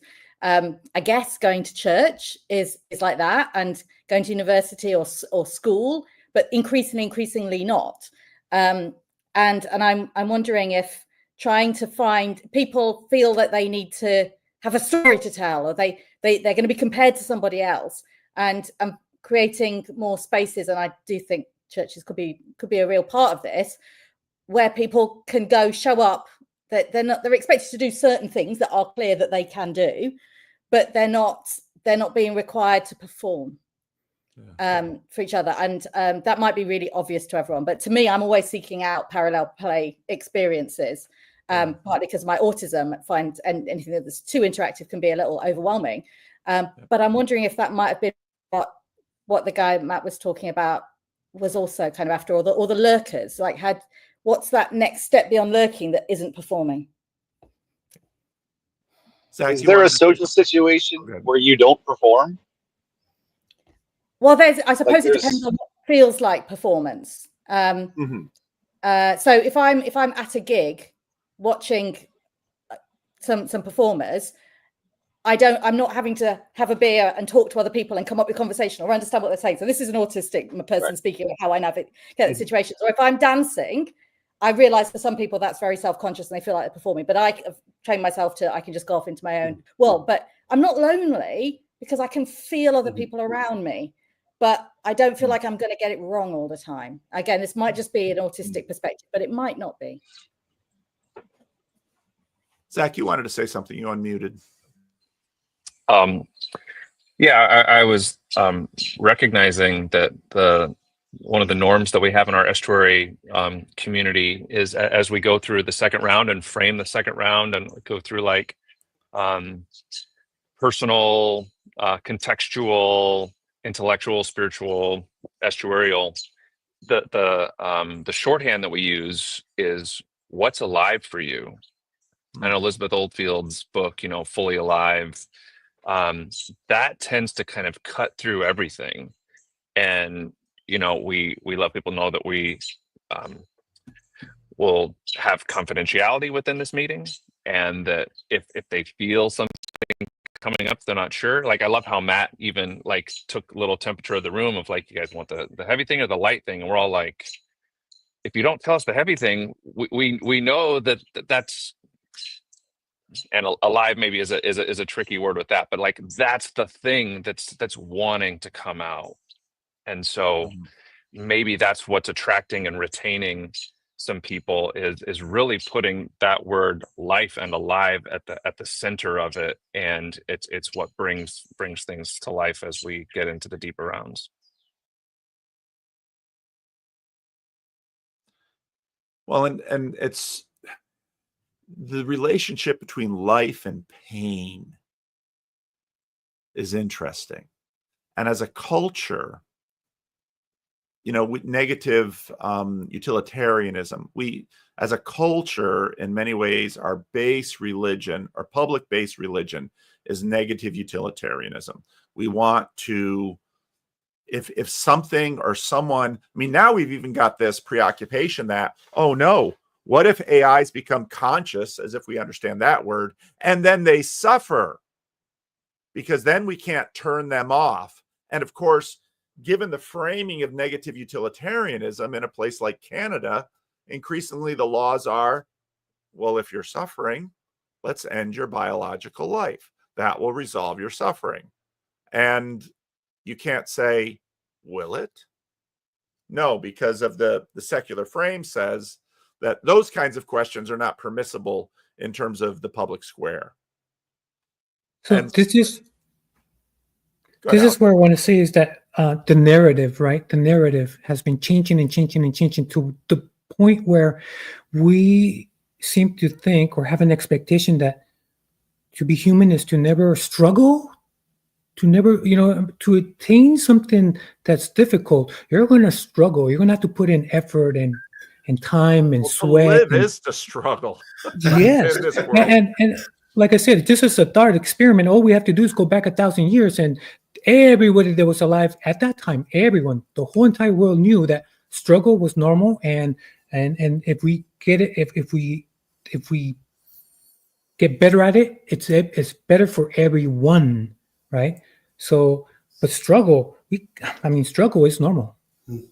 But So but Go ahead. I'll say this, Go and then ahead. I'll let you guys have the floor. Struggle is normal, but now struggle is I shouldn't struggle. At least as the notion, the narrative changing. Yeah. No, what I was going to say is I don't disagree, but I'm also reminded of David Brooks, who um, he teaches college classes where he talks about character formation. And apparently, he somewhat regularly had students who come up to him and ask him, "How can I experience suffering?" And it's like, it's one of those things where, um, well, reading like Dorothy Day, for example, and the idea is that, I mean, suffering can create character, which isn't wrong, but at the same time, I mean, I don't think too many people want to sign up to be a saint. They definitely don't want to sign up to be martyrs. And yeah, it's this thing that you're caught in where, I do think that that's one of the problems, though, for sure, living in sort of post-modernity, is the idea that we expect everything to be perfect. It's Louis C.K., everything is amazing, but everyone's always upset thing, too. Ohm says struggle is certain, trauma is not. And I think, trauma is the new self-esteem. I mean, a generation ago, everything was self-esteem, and you've got to give kids self-esteem. And now trauma avoidance is the great ought. And boy, I'm not sure we have a handle on that word, even though I understand the point about trauma, because trauma is a suffering that lingers in a negative way and continues to manifest, at least within our frame, negatively in a person. But the interesting thing is, again, if the goal is, let's say, saints, that's sort of a religious valence, but if the goal is human flourishing or astounding human beings, as a pastor, the truly remarkable people I know have all suffered and probably all have trauma, because it doesn't seem, and this is built into, let's say, John 15, I am the vine, you are the branches, abide in me. That sounds wonderful. And then he says, my Father prunes. And then if you do a little Googling on the internet to see, what does pruning a vineyard look like? Well, you might think, well, we're going to snip a few of the buds off the end. No, when you prune a vineyard, I remember the first time I saw someone prune a tree in my yard, a tree that I cared about. It was like, the tree used to look beautiful. Now it looks ghastly. But they're like, yeah, but that's how the fruit comes.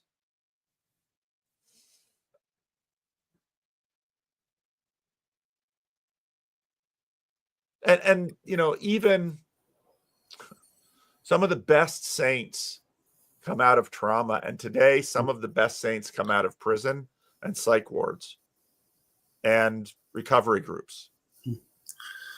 Yeah, I mean, to tie it back to Alex's idea of the gatekeepers and involuntary thoughts, I mean, it is kind of amazing how level of depression and anxiety and fear that people experience. I mean, I don't want to say that it's not at all correlated to their life experience, but it's definitely not a straight line positive correlation. And you see people, some who have had so much trauma and so much difficulty, and they just seem to be people of joy, and they're always looking to see how they can help others. And then you see other people who, from the outside anyways, their life looks great, but then they are depressed or they have some other problems. And yeah, I mean, I'm sure that's something, Alex sees all the time with the people who,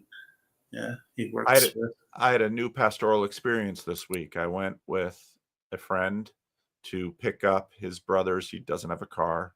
So I went with a friend to pick up his brother's remains at the coroner.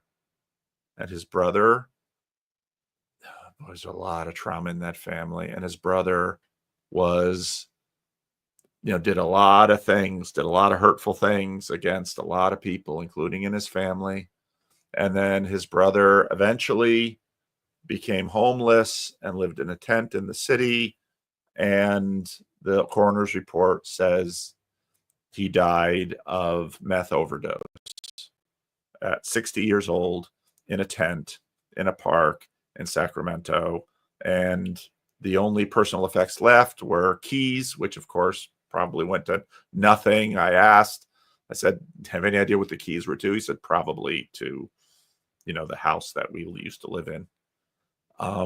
And, oh, I went home and I told my wife, and she says, yeah, she's a school teacher, so she's dealing with children. She has plenty of her own frustrations, but she's like, yeah, you really do have the darker job.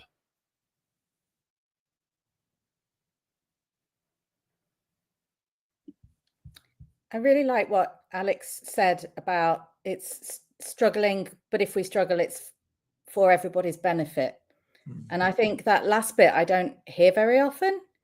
And to return to my usual hobby horse, the idea that we're all kind of replaceable, interchangeable, like, well, if I don't do this, somebody else will. And we're told that.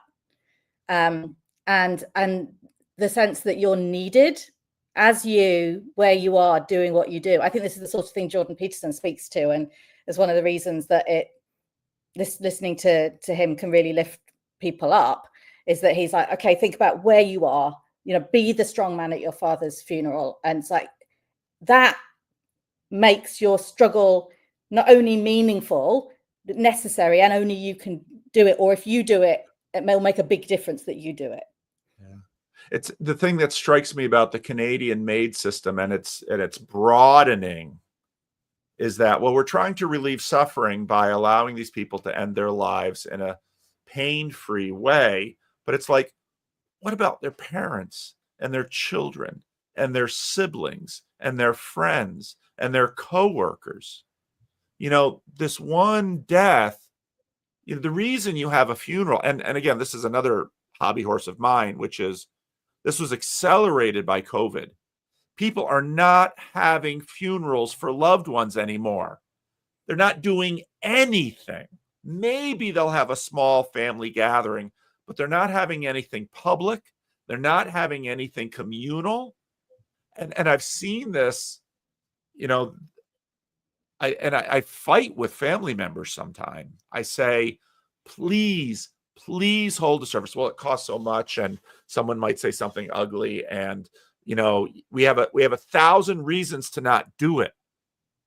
But I say, and people are like, well, they're just gonna lie about the person at a funeral. Yeah, okay. There'll be some exaggeration and some putting the best frame on some ugly things. I get it. But that person had value, and they were part of a fabric. And you just can't take that thread out and not have there be rupture in the fabric. Exactly. When my wife died, she didn't have that many requests about what she wanted to happen, but one of the requests was she didn't want any religion in whatever service there was. She'd been raised Catholic and felt the church left her and didn't want that to contaminate the remembrance. So I actually did do a direct cremation and then took a couple of months to think about it. And I designed a ritual that explored all of the different kind of parts of her family history, gave some video people hadn't seen, stories, looked at all of the different ethnic backgrounds she had. And we had food from Poland and we had symbolism from Navajo, all these different elements. And I think there is space to design. I've even thought sometimes about going into build a better ritual as a company like that. There's something people really, really need, but that this was a person that saw these sliding door moments. I wanted to bring that to everybody's and now other people who came along said, that's what I want. I wanted to see other people to see how I'm sort of nested into all of these contexts and mattered. But part of the change here has been, let's look back into Christianity. You had last rites which is basically sort of a confession to unburden yourself. That sometimes happens naturally in Protestant deathbeds. But the idea behind the deathbed was the assumption that I'm now going to the next phase. And so the family comes around to help the person with their transition into the next phase. And again, part of the problem has been medical intervention because, well, once you start the morphine drip, I'm going to lose my faculty. Now, there's an exchange here in terms of I'm going to feel the pain, of course, depending on exactly the circumstances of the death. But, and I'm not saying yes or no to any of this, but again, historically, the entire community gathers around to help the person achieve in their death what they want to achieve and what the community believed they would achieve. And those, by definition, will involve metaphysical beliefs, because the frame of the techno-political is only between birth and death. And so, but it's also the case that in many ways, part of what happens in a religious belief that posits an ongoing story after death is that impacts what's in the frame. So if and you get that in terms of judgment, I don't want to kill my neighbor because I will be judged. I don't want to do this bad thing because I will be judged. I want to do this good thing because I will be rewarded. And so even if you're skeptical about what happens after death, those ideas about after death very much impact what people do in their life. That's not hard to understand. But again, the secular frame has deeply impacted and has brought about a situation where, let's just assume that pain and suffering will end with the physical cessation of this biological life. For who? There's an implicit anthropology to that is individualistic.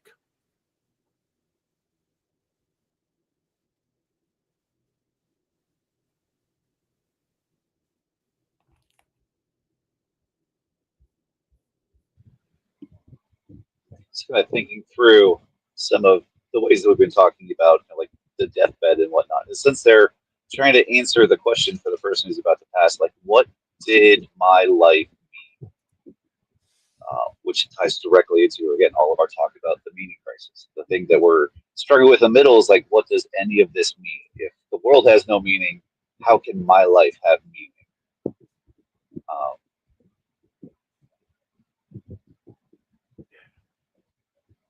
Okay, well, let's do a final round of thoughts, takeaways, final reflections, and then I'm going to drop the link. But again, I want to thank all of you for signing up.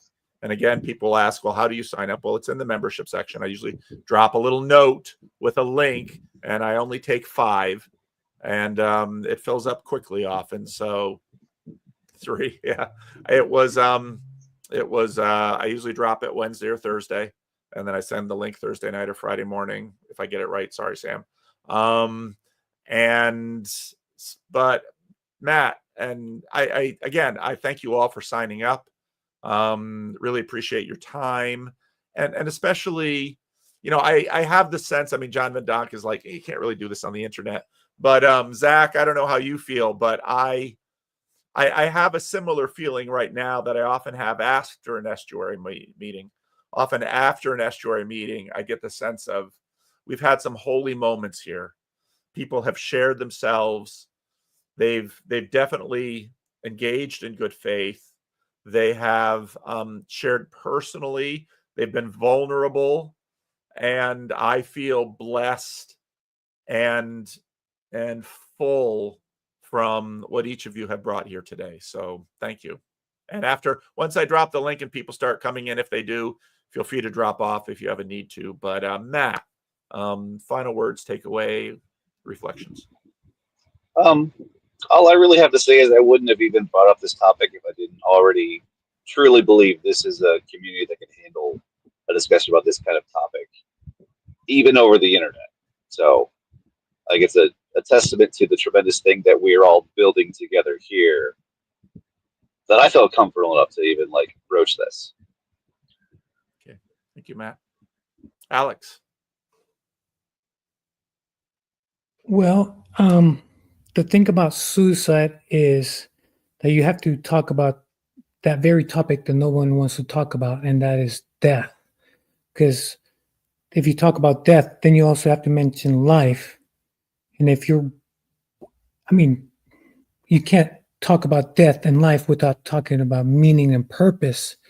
And so it's like I said, it's just, and not everybody's ready for those conversations. Some people need those conversations.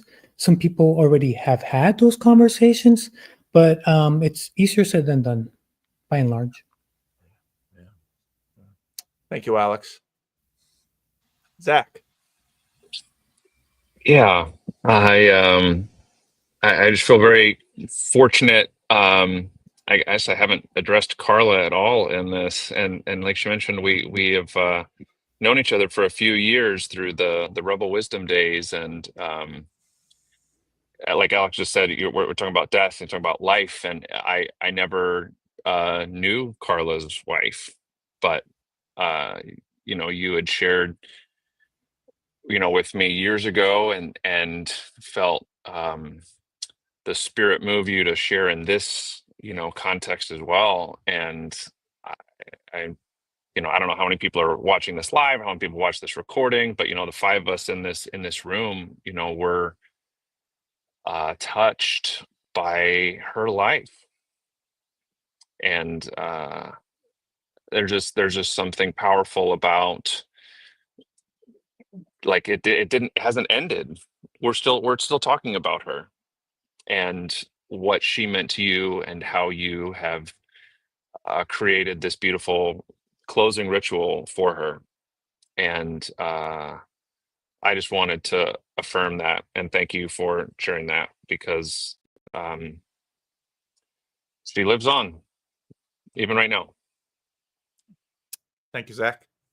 Carla. You probably see the size of my smile, like, oh my God, that has made my entire week, month.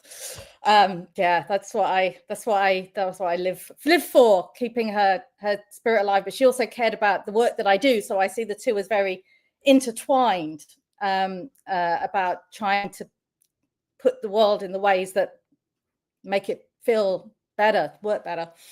I found this once again, only it shows that the internet and people from all across the world can provide a really, really healing and loneliness fighting environment. I was struck, Matt, by the way that you said you knew that the community could handle it, and I wondered what would it look like for other communities to handle it.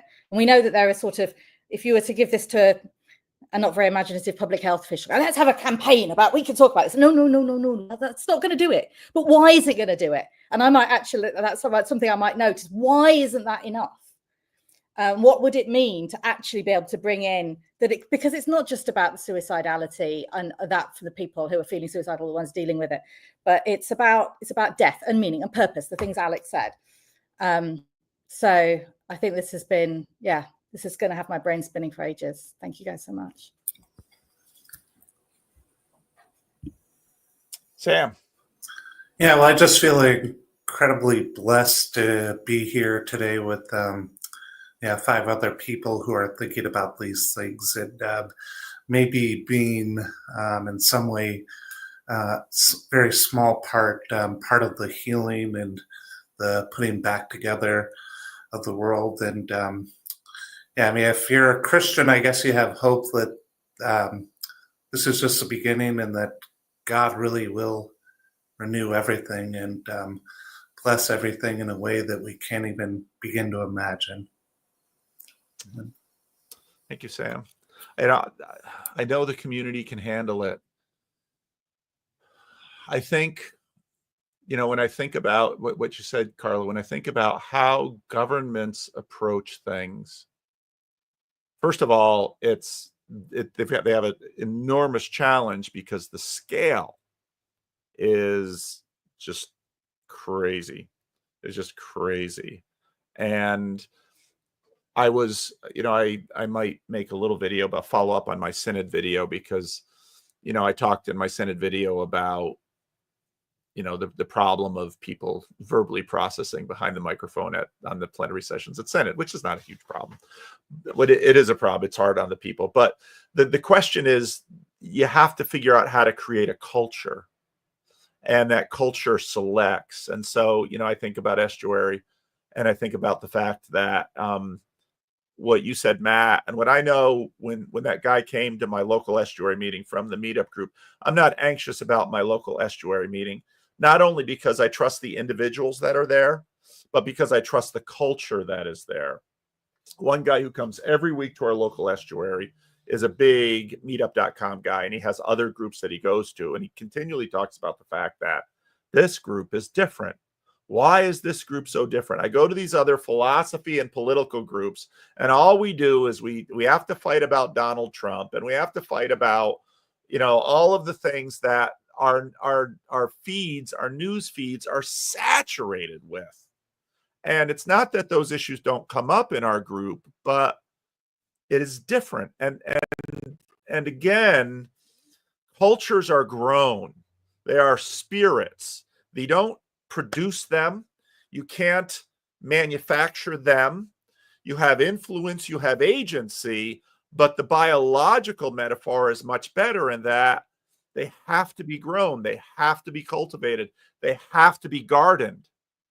And, your insight earlier, Carl, I thought was really interesting to me, which was, you started with the Game B, and then you were part of Rebel Wisdom, and then eventually you began to pay attention to the religious communities because, well, there's something going on there. And I think part of the reason for that is religious communities have known for a very long time, even if they couldn't articulate it well, was that the health of the community is about the capacity to grow a culture, because it's that culture that is actually far more powerful than the individual agencies and the skill of the participants in that culture, which is why you need a tradition and you need leadership and you need all the things that religions develop. Now, religions are by no means fail-safe, and because many of the people flee from them because of the failures. But this insight about what it takes to have a community that has capacity. And I think, again, Jordan Hall said that very well to Christian Baxter. Governments want to, suicide rates are going off the chart. We need to address this right now. Well, you might take 20 or 30 years to actually build the capacity for that. And a good population won't have it. So thank you all. Thank you all for jumping in. All right, Nathan, you're on. I saw your face before when you were backstage, so I know it's you. What did you want to say? Just then, why I turned my camera off is because I just stuffed my face with a sandwich. So all right. Well, we can go to Michael first and then you. But yeah, if that's all right. Okay, Michael. Okay. I was really excited about what Carla was talking about in her first idea and stuff, because that's kind of been the space that I've been exploring from within the church and growing up in the church. And I feel like there is, like, Christ is like this keystone, but the question, what is that? What is if that's the key, what is the lock that it's unlocking? And the church, as I has been so focused on the spiritual aspects of what we call religion, that it's overlooked those other areas of life and the infrastructure of it. So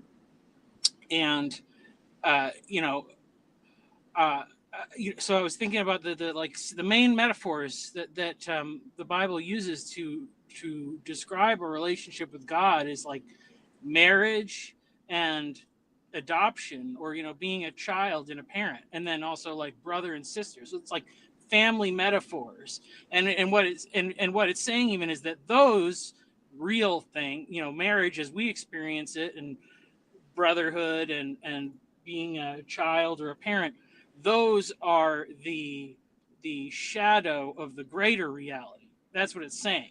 But in experience, I think about like the way that we do evangelism in a lot of church. Like when we are inviting somebody else to come in, are we taking seriously, like are we approaching that as if it was a marriage proposal, or if we were asking somebody to be adopted into our family? And I would say, well, no, it seems like we're kind of practicing spiritual hookup culture in a lot of ways. It's and I mean, and that's even to say, like, what, and that was something I even wrestled with, because it was like, what is my capacity to go like reach these people? It's like, I can't, I can't ask somebody to walk with me in this process if I'm not willing to partner with them all the way. And then, as your community grows, and if you have a large family, then you can more comfortably invite people into that, because that they're going to be there to share the load. But I mean, that's like the question of commitment. And I think that, but it's all those other cultural things that, we maybe have just allowed it to be up to governments and other industry and corporations and things like that, market economies, to create all this infrastructure that is not, it's not aimed at the same purpose. It's not aimed at human flourishing the same way that the biblical picture is. So the church needs to get more involved in those things. It needs to be both. It can't just be, one or the other. All right. I think that's exactly right. And people are not mass produced. We are not spawned. We are formed. We are raised. The Romanian orphanage story showed the fact that we need to be loved. And, again, as I have a lot of appreciation for what Alex does for a living, because I'm on the outside, but I bring a lot of people to the hospital. And when I drive people around, it means people, well, how did the randos start? Well, you kind of get randoed when you need a ride to the hospital. This is what I do. Oh boy, I missed the whole second row. So yeah, I'll shut up now. We got a lot of other people to talk. Nathan, are you ready to talk? I'm ready to talk. Yeah, sure. So yeah, what was I thinking about? Oh yeah, so I was thinking about how to say this, because I thought that came up in my mind. This is cheeky, so don't take offense, but the terrible Tom Holland apologetic. We can't hear you well. Oh, how about now? Can you hear me better? A little better. Yeah. Sorry, you have to have my face like really close to my phone then. So the terrible Tom Holland apologetic, which you might disagree is not terrible, but if you buy into the claim that sort of Western cultures are so heavily influenced by Christianity in terms of their morality, and even movements like the humanists, or attempts at kind of atheism and organized atheism, are sort of really their Protestantism, they're Protestant denominations largely, then how do you handle some of the things that you're saying, right, about the requirement for people to build community and to have these strictures that the church understands? How do you handle there being secular versions in that, given that you want to sort of also accept that this type of secularism is an expression of Christianity, right? So particularly what I've got in mind here, say, is like in like my Discord, I've got a lot of college students who study philosophy and things will come in, and obviously they want to debate, or you get like debate bros coming in and they want to do all that kind of stuff. But there is obviously a community of people there now, and there are people who are moderators, and there's people from all sorts of different religious backgrounds too. And I would say the way I interpret something like that is broadly within a Christian framework in terms of how I'm thinking of my values and stuff. But there are people in there who would obviously hate that framing and symbolism, even though the actions in terms of what the values are exactly the same, right? And so what I'm thinking of is, how can you build a Christian theology even that is robust enough to handle that level of pluralism, where people are still upset by the symbols, but they are actually, holding the exact same values? And how can you have that kind of thing in an institution? So I'll pause it now. I think secularism partly grows out of the recognized need for levels of pluralism in any community. The dirty little secret of even confessional churches is that people believe all sorts of things and behave all sorts of ways in any given church. And to a degree, this old saying in church and among preachers is, what you catch them with is what you catch them to. Meaning, if all the excitement is around Jordan Peterson taking on 20 atheists, and it's all about kneecapping and this kind of stuff, that's the hook. That's what you get, and you're not going to get anything else from it. And I think that sort of goes to what Michael's point was, which is it starts with love. And even in the Gospels, where Jesus says, of a centurion, surely I haven't found such great faith in all of Israel. Well, what does that mean? And I think a lot of the people probably standing around Jesus were quite offended, because that's sort of like, saying to a, saying to an officer of the occupational force is a greater master in the religion of the captive nation than all of the spiritual people around it. It's like, that's a deeply offensive thing to say, Jesus. And yet he says it. And this is where, what is Jesus exactly saying about the centurion? He's making a statement about the relationality and the trust that the centurion expressed in sending his servants to Jesus and saying, I understand about the Jewish religious laws. There's no need to threaten contamination by coming to a Gentile's home. Just say the word and my servant will be healed. And my perhaps slave will be healed. So this is all tricky stuff. And pluralism on one hand is a challenge, but we have pluralisms at every different level. That's the definition of diversity. And so it's what humans struggle with. There's just so much to us. Just a comment.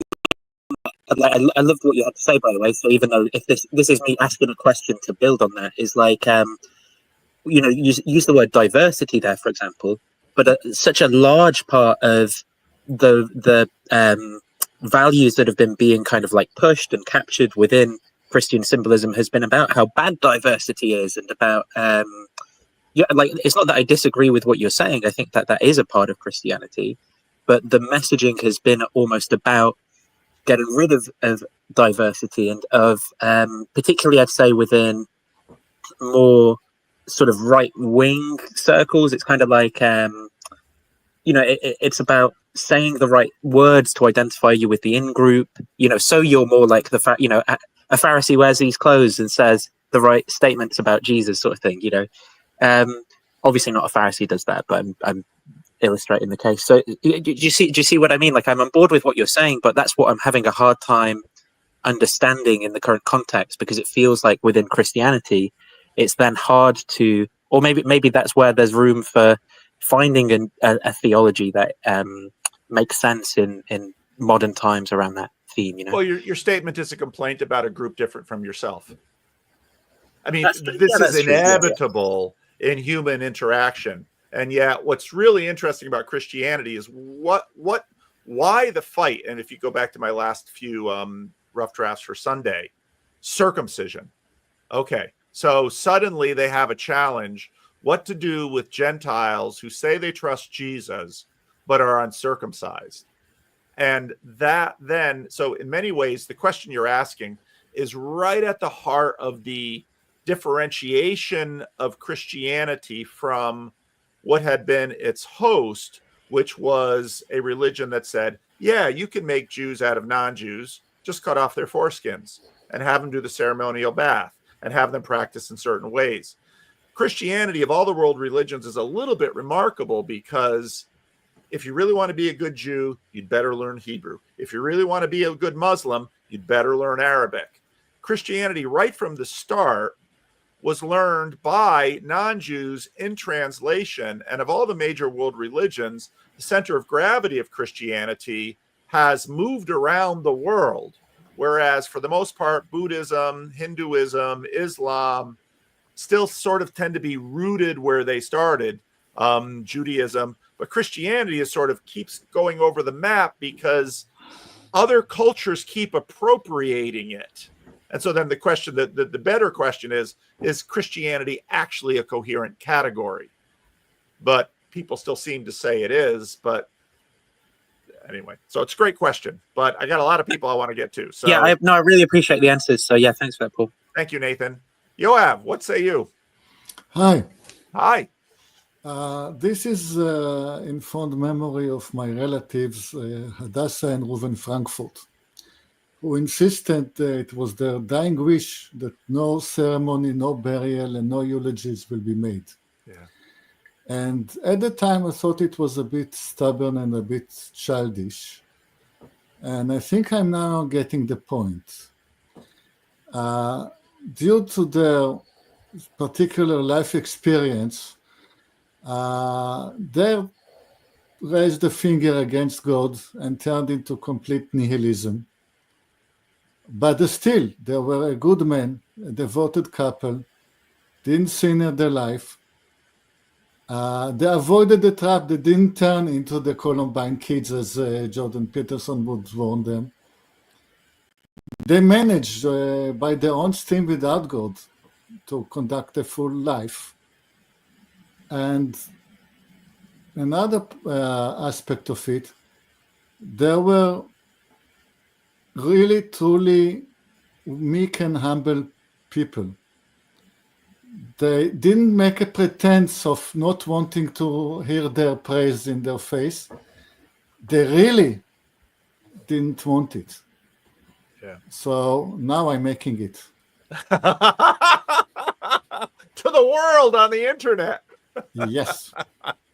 Israelis being Israelis. I love it. Beautiful. I love it. Thank you. Bye-bye. Bye-bye. All right, Rod. That was beautiful, Yoav. And somewhat in the spirit of what I wanted to contribute. One of the first things, but can you hear me okay, by the way? Yep. I said it early in the comments. The biggest, heaviest topics are the hardest to discuss. Let's just start with that and discuss. Just as a kind of a procedural recommendation, I think it would be a good idea to make a kind of a custom that whoever wins the topic actually gets a chance to kind of expand on why, what it is that's motivating that. And I think in this case in particular, I've been watching Matt. I have experienced what you experienced. And I know each person's going to experience this in their own unique way, but I know what a shock it is. And really what I wanted to do is get on here and just, to the extent that you would be comfortable even saying, is just ask you how you're doing. I've been on a couple streams with you. I'm used to that twinkle in your eye. I'm used to, there's just a way that that you show up for these kinds of things, and it's different today. And mostly I just wanted to check in on you. appreciate that. Firstly, I feel like I said everything I wanted to say in my pitch. I didn't see the need to elaborate much, but as far as how I'm doing, okay, it's not the correct word, but I mean, I don't know how to describe myself internally, so the best I can do is say that I am surrounding myself with sources of life and health. I've got friends that are caring for me. I've talked to my pastors, my spiritual care, and just kind of sitting with the muck right now. I'm not trying to ignore it, although trying to be professional at work, which, given my job, is a little odd. And also, this is frankly not my first sojourn in this territory here, so it's sort of seeing familiar landmarks, unfortunately. But it's both a shock and also like weird that there are patterns to this place.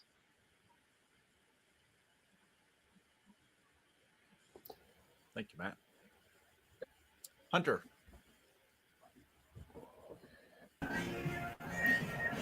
Yeah, I was thinking about what people have been saying, and what's coming to mind is maybe Christianity or Christ's ability to continually create new things. And maybe that would mean whatever we think Christianity is, the rest of God is where we think Christianity isn't. And we haven't figured out where God is in that, but it's there. And Christ would, if he were around, would show us what that new thing would look like.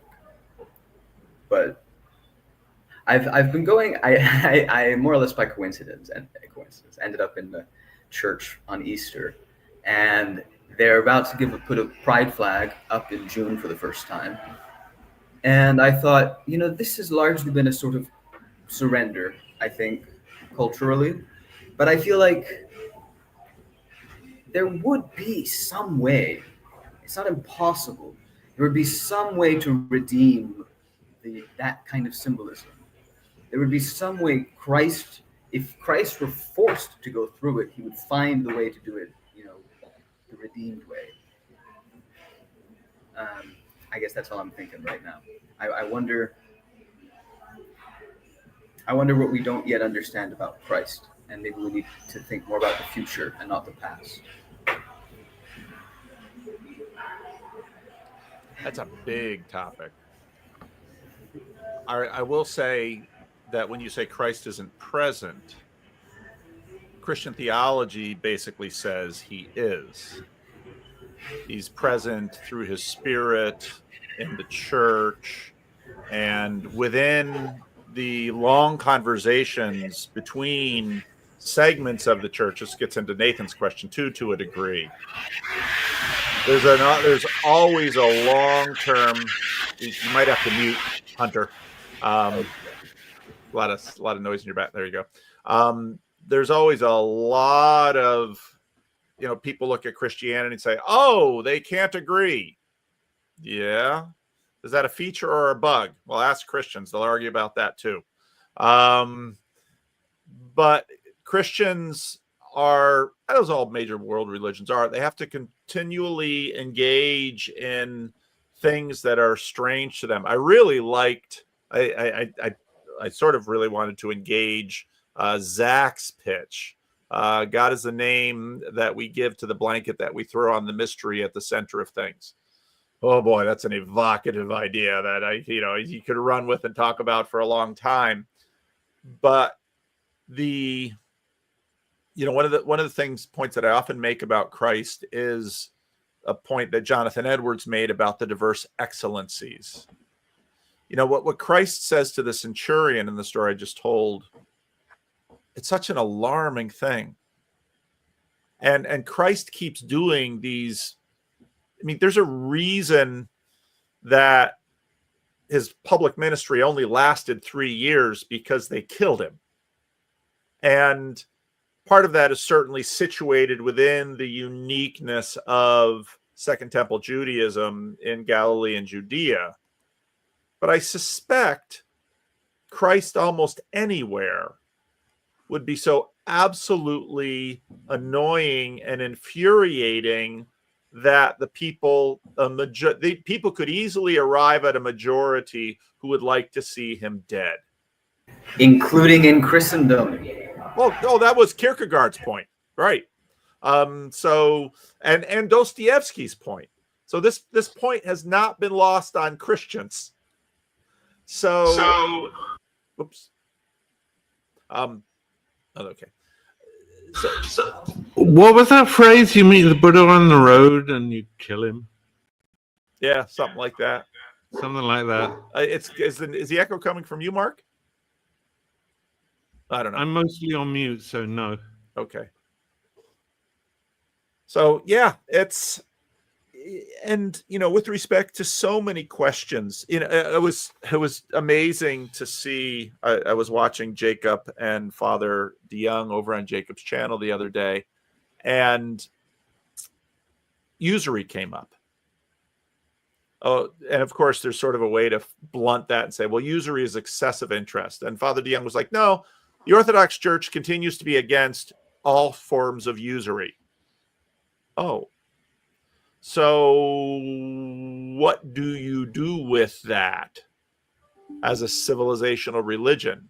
If orthodoxy gains power in a nation, they outlaw usury. That's part of the reason I wanted to talk to Chezi about this debate in Israel about whether or not bacon should be allowed in the country. So, all of these questions, and the thing that is helpful about religion is that it's a way of bringing, Chesterton said this, bringing our dead relatives into the conversation instead of just being captured by the now. Because there's an idiocy in the now that even, evolutionists would say, oh, the present is a product of the past. So therefore, it's probably a good idea to talk to our dead relatives. And I don't mean a seance. I mean, maybe we should give them a seat at the table and allow them to speak. And I think that actually functions within Christianity, within the different traditions. And so weighing things like a lot of what's going on in terms of the conversations about gender and sexuality and those things, religions continue to have those conversations. I wanted to say something real quick, and I'll try to keep it quick.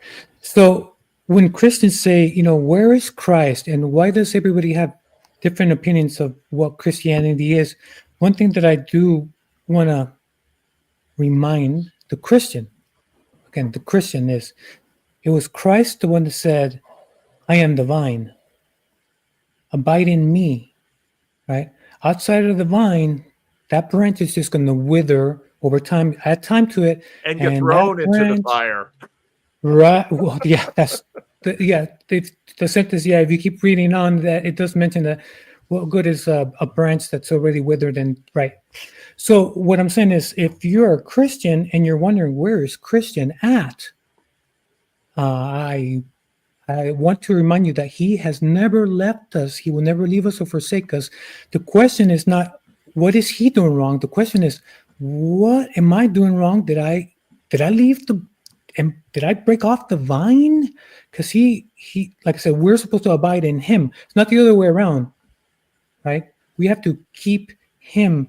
We have to know him. We have to seek for him. We have to grow in him. We have to live in the vine. Where the branch outside of the branch will not survive long. I'll leave it at that. All right. Okay. Can I just quickly interrupt? Yes, you may. The churches may be against usury, but they're not against greenwashing money. What is greenwashing money, Mark? It's like Mafia has dirty money and they put it through the church, and now it's clean money. And yeah, church does offer that thing. Yeah, interesting. Yeah. So right. I'll say this: that is the church, but what is Christ? Because remember, we're supposed to be abiding. So remember, make the distinction: Christ and someone that may or may not be. That's different. All right. President Foxman. Sorry, I don't see the relationship between church and Christ. Come on, you guys. Let Foxman talk. One thing that came to mind, Paul, you were mentioning the Chesterton quote. I think I should write it down from memory, but I think it's something like tradition is the democracy of the dead. Yes. Yeah. That we mark our ballots with crosses, and he draws connection to the graves as their votes also marked with crosses. But one thing that I was kind of thinking about was related to Hunter and Nathan's points. I've always had like a pretty strong sense of self. Like feeling misrepresented was a big deal to me, and it would really frustrate me to see people make assumptions about me and then kind of roll with them, especially when they were incorrect. And there's this relationship with Christianity as it seeks to change people, but also keep them as they are, maybe improve them in a lot of ways. And so there's that difficulty when you're in a community that wants to change you in ways that that's not you. They want to kind of change your personality, but not like correct the problems, I guess, would be one way of putting it. But I also see this on like a societal or cultural level that, early Christianity, you had the Ethiopian church, you had the church in Ephesus, you had the Corinthian church that had all their strengths and beautiful things, and also major weaknesses and failings that needed to be corrected and were worked through. And I think that's something that we've maybe lost attention to as of recently. That is what Christianity does, is that it enters into and cares for a culture and a people group, and doesn't try to conform them to the structure of the group that spread it there in the first place.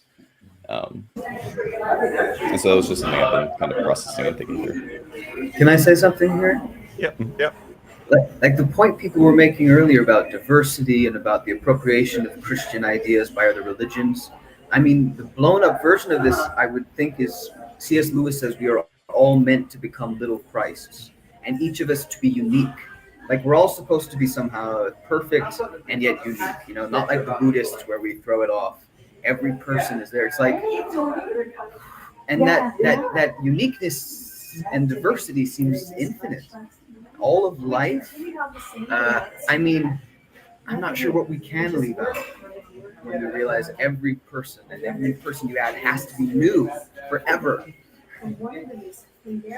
Well, that's go ahead. I was gonna say that's what the saints like. That's what I take from the saints, right? That each of them are from wildly different backgrounds, but they're all trying to emulate Christ in their context, in their culture, and doing the best to do that. And there's certain lines they all do not cross, yet they all are coming at it in very different directions and angles, and have different experiences as well.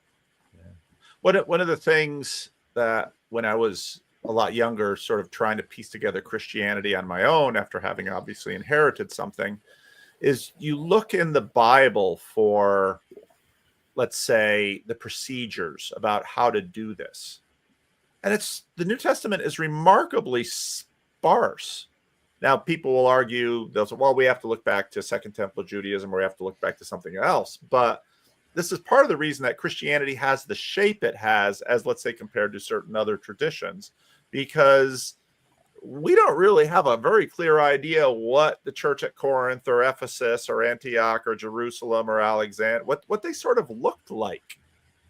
I mean, you do this and you do this and you do this. Now, of course, the Orthodox will come in and say, oh, no, we know exactly what they look like because we've never stopped doing it. So this is what we're going to do. And then I look at them and it's like, yeah, but you also have differences in what you do.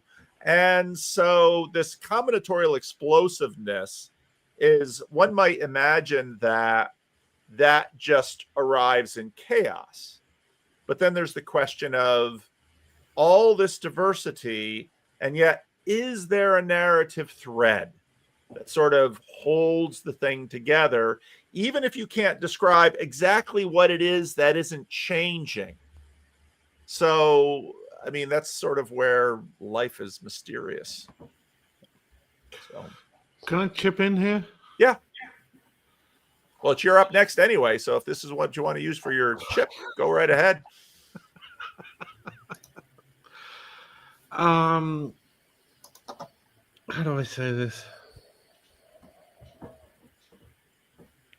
You can't approach God through mechanical means, by definition, and so you can't approach God mathematically. So AI cannot approach God because it's an algorithm. Okay, it doesn't work. Paul's laughing already.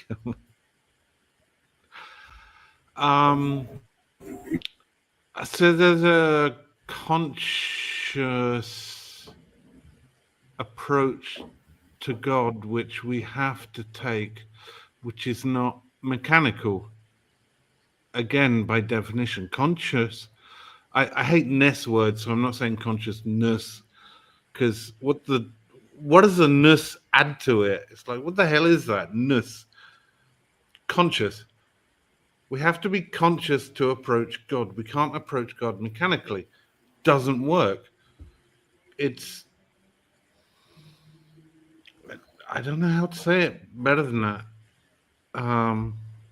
But I will in a few weeks. Okay. All right. Hunter, you wanted to say something to that? Okay. All right. I hope you enjoyed your class. Oops. Good. I was just going to quip that the matter that constitutes the system running the computations of the algorithm is God's matter. So don't be so sure the spirit can't get in there. Can you say that again, Hunter? The computers are made of God's matter, so maybe the spirit can get in.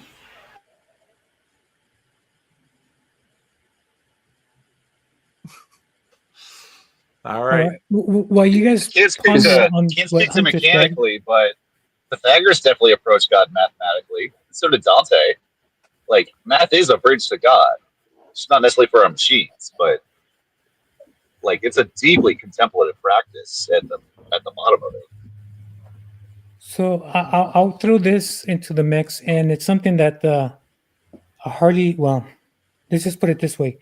It's I don't want to say it, but here goes, because as far as where we've been in this conversation is, at the end of the day, there's 7 woes that Jesus says, and I believe they're all in chapter 23 of Matthew chapter 23, and it is there, and you kind of have to study the whole chapter by itself. You can't stop anywhere midway. You just have to, because you have to understand, because the concept is reading it, and then the second one is like, what does that mean? And two, what?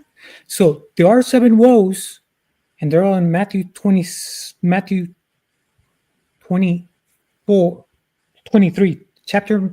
Matthew chapter 23, 7 woes, and they're quite something. And he's saying it to to put it out there, the institution, right? Because remember, the institution, Sadducees and Pharisees, they're the ones that actually want to take him out, and they do take him out. And he has 7 woes, and that's, again, I'm repeating myself, so I just wanted to say that. All right. Okay. Are we ready to land the plane here, or someone have something they still want to say? Is this an estuary or a Christian apologetics stream? Good question. Part of the thing about estuary is it's pretty darn open, which means that you sometimes get majoritarian dynamics in something like this, and so that's why I'm glad Rod is here to keep the door open. I will never play the skunk at the garden party, but just raising a procedural point. Well, and it's well, we all need to be if we're not already converted, we need to be reconverted, right? Oh, I'm not converted. I was watching. So you had Jordan Peterson's Jubilee video, and then this morning I was watching Glenn Scrivener get at Rationality Rules talking about Tom Holland, because Jordan Peterson is in hot water with some people because, are you a Christian or aren't you? And then Tom Holland says everyone in the West is a Christian. And I mean, this word, it is, human beings are so, I have some sympathy for Jordan. Not that I think going on that show was in any way a good idea for him. Probably, maybe it was, I don't know, but I have sympathy with him because often when I hear these things, it's like, I've been reading Peter Lightheart's book, Against Christianity. And it's like, why does a Christian minister write a book with a title like that? Sometimes the word gets in the way. I found it quite expansive for me. It's like, this boundary is more porous. I can work with this. I can work with this. But I saw the Glenn Scrivener's audience going, "Oh no, he's gone now. Jordan Peterson's gone. He's fallen." It's like, I found him saying he likes to live in the shadows and on the boundaries, and it's like, yeah, that's where I belong. So this is fascinating to be able to get a perspective with you guys. I'm really privileged. Thank you so much. It's also interesting. So we're going to turn this around a little bit. Where are you at, Michael? Okay. I find this interesting because, of course, Carla is raised with no religion. Rod is raised in a heavily religious context. And, part of what I've seen with Christianity over long periods of time is sort of a cycle where there's sort of a peak that gets hit, and then there's a drop, and then there's a return. So it's quite interesting. But Rod knows his Bible, so don't play Bible quoting games with Rod, because he knows his stuff. You're overstating it, Paul. I did learn. I don't know. I did learn to read on the Bible, which is a kind of formation. But I bet you, if I say something in a certain way, you'll recognize it. You might not be able to quote it with verse, but you recognize it. I'm going to try to say something that, if I don't say it carefully, will sound more critical than I want to be. But the topic of this, nobody knew what the topic was going to be. That's the point, right? Yep. The topic of this ended up being a very, very personal story. Suicide, close to home. And then I watched a bunch of Christians do their best to wrestle with a very real life thing. And I think we'd be better if we had more questions than answers. And again, I'm already feeling more critical than I want to be. But, once you ended up on that topic, you were in some pretty deep water. Which is why people go to their religion. Right? Because that's sort of what's at the bottom of the stack. Now, this, of course, is terribly fraught because, well, what on earth do we mean by that word? And but people will go to what they trust in the most. So I'm sorry. Go ahead. No, just to complete why I would even say such a thing. So my father was diagnosed with a terminal illness that gave him about 3 years. They gave him 3 years when they diagnosed him, and that's almost exactly how long he lasted. And he was a very religious man. And so one of the things that I looked for as I watched him gradually, fail, was to see if it gave him any comfort. And in a sense, the sort of acid test for me, that he'd spent his entire life. I mean, he'd spend an hour every morning on his knees in prayer. I think he basically read one book, the Bible, and maybe Consumer Reports, Popular Mechanics. That was it. And so in a sense, one of the real acid tests of a belief system, of a community, is how does it come together to comfort someone in their pain? Yeah. And I loved what Yoav got on and said, like, you matter. Every one of you matters, right? And even if you don't want anybody to pay any notice when you exit, somebody should pay notice that that you're no longer here, right? Yeah.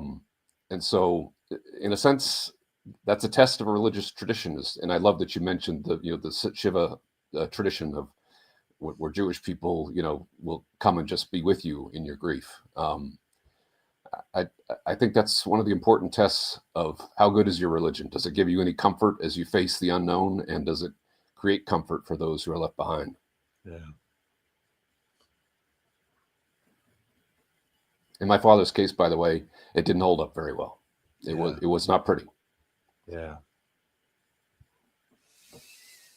That's a hard thing. I remember a good friend of mine dying, and as his pastor, and I really wanted to give him more comfort in that last day. And he was frightened. He was anxious.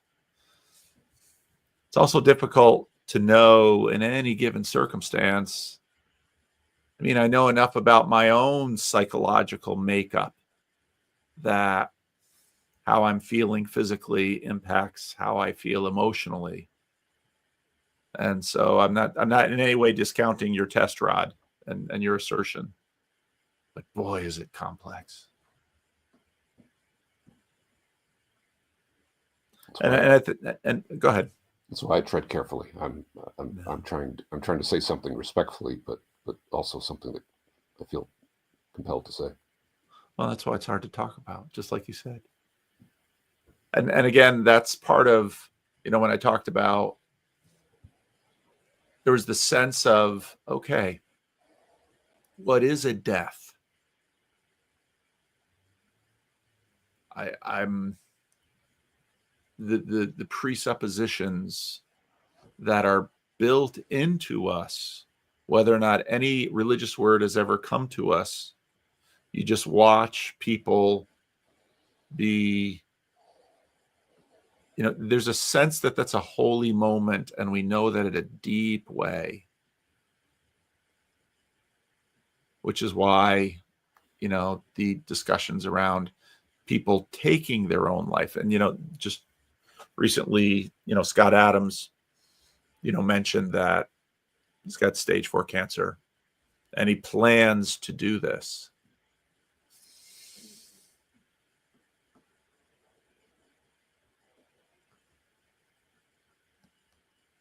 On one hand, I certainly understand not wanting to be in pain, and anybody that had serious levels of physical pain, you just want it to stop. Yeah, we are humbled before these really big things. Well, death is a difficult conversation to have. I lost my dad when I was not even 25, and I'm telling you, I still think about him because I can no longer have conversations with him. He wasn't the best. You can still have conversations. Mark. He wasn't the best dad. He wasn't perfect by any means. But here's where it wasn't expected. I mean, at least I wasn't expecting it, right? It just, to me, it came as a shock and surprise. And I was, depending on, I consider myself young at 24-ish, somewhere around there.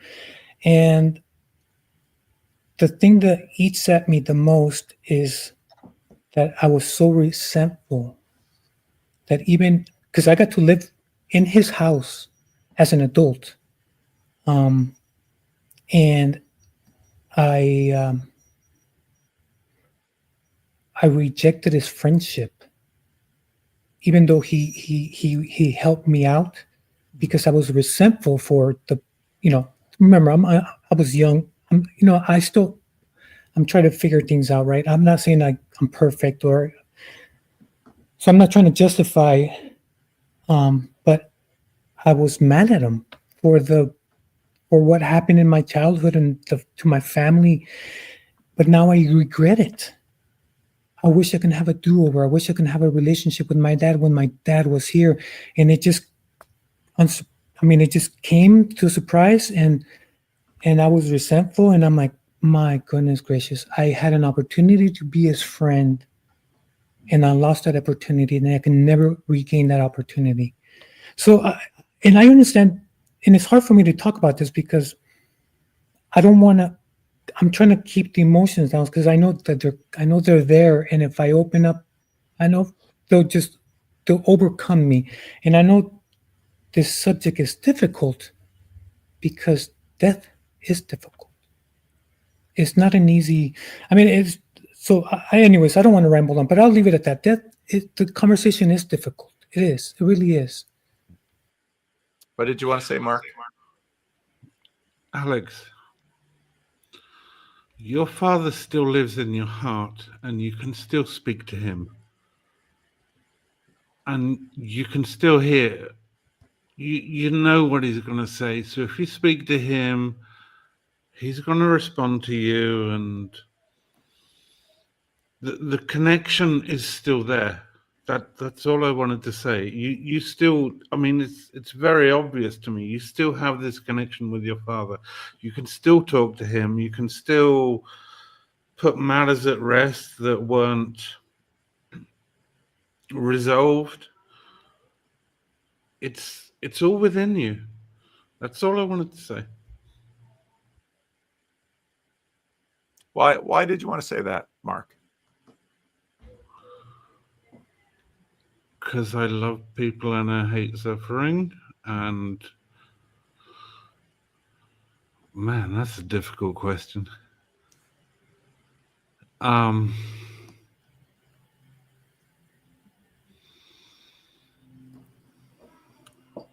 Ultimately, it all comes back to God.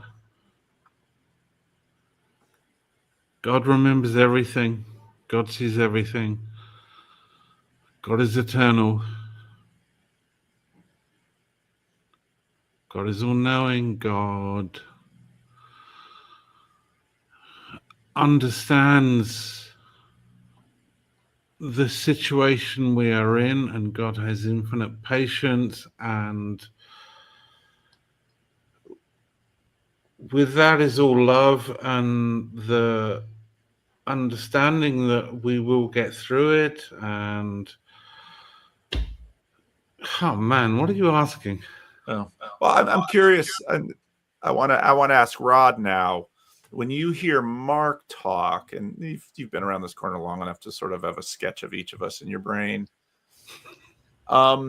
because my question is sort of, is that religious? Is it the God thing? Is it the Christian thing? Because Mark is, Mark's take is kind of Mark's own on the stuff. So what do you hear when you hear that, Rod?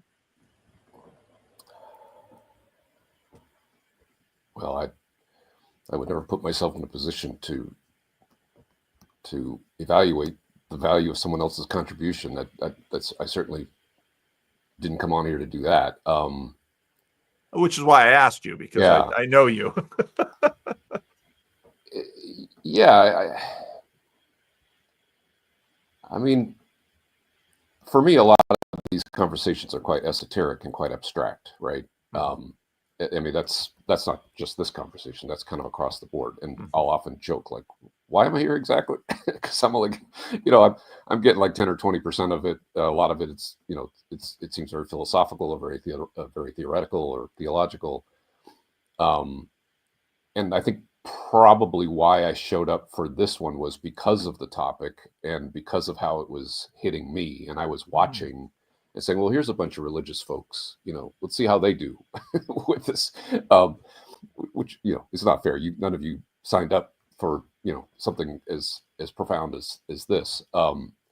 But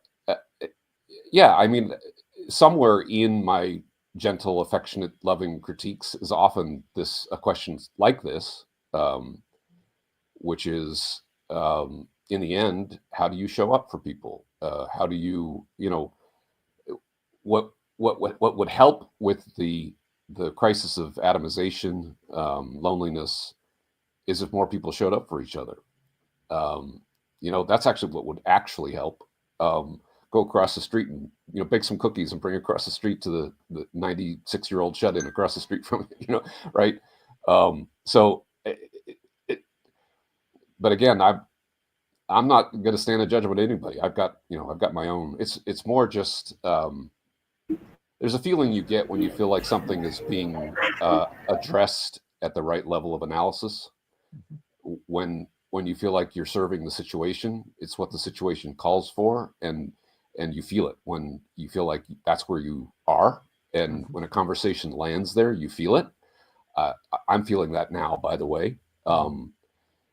So I appreciate you all indulging me a bit here, but I usually have a point when I talk.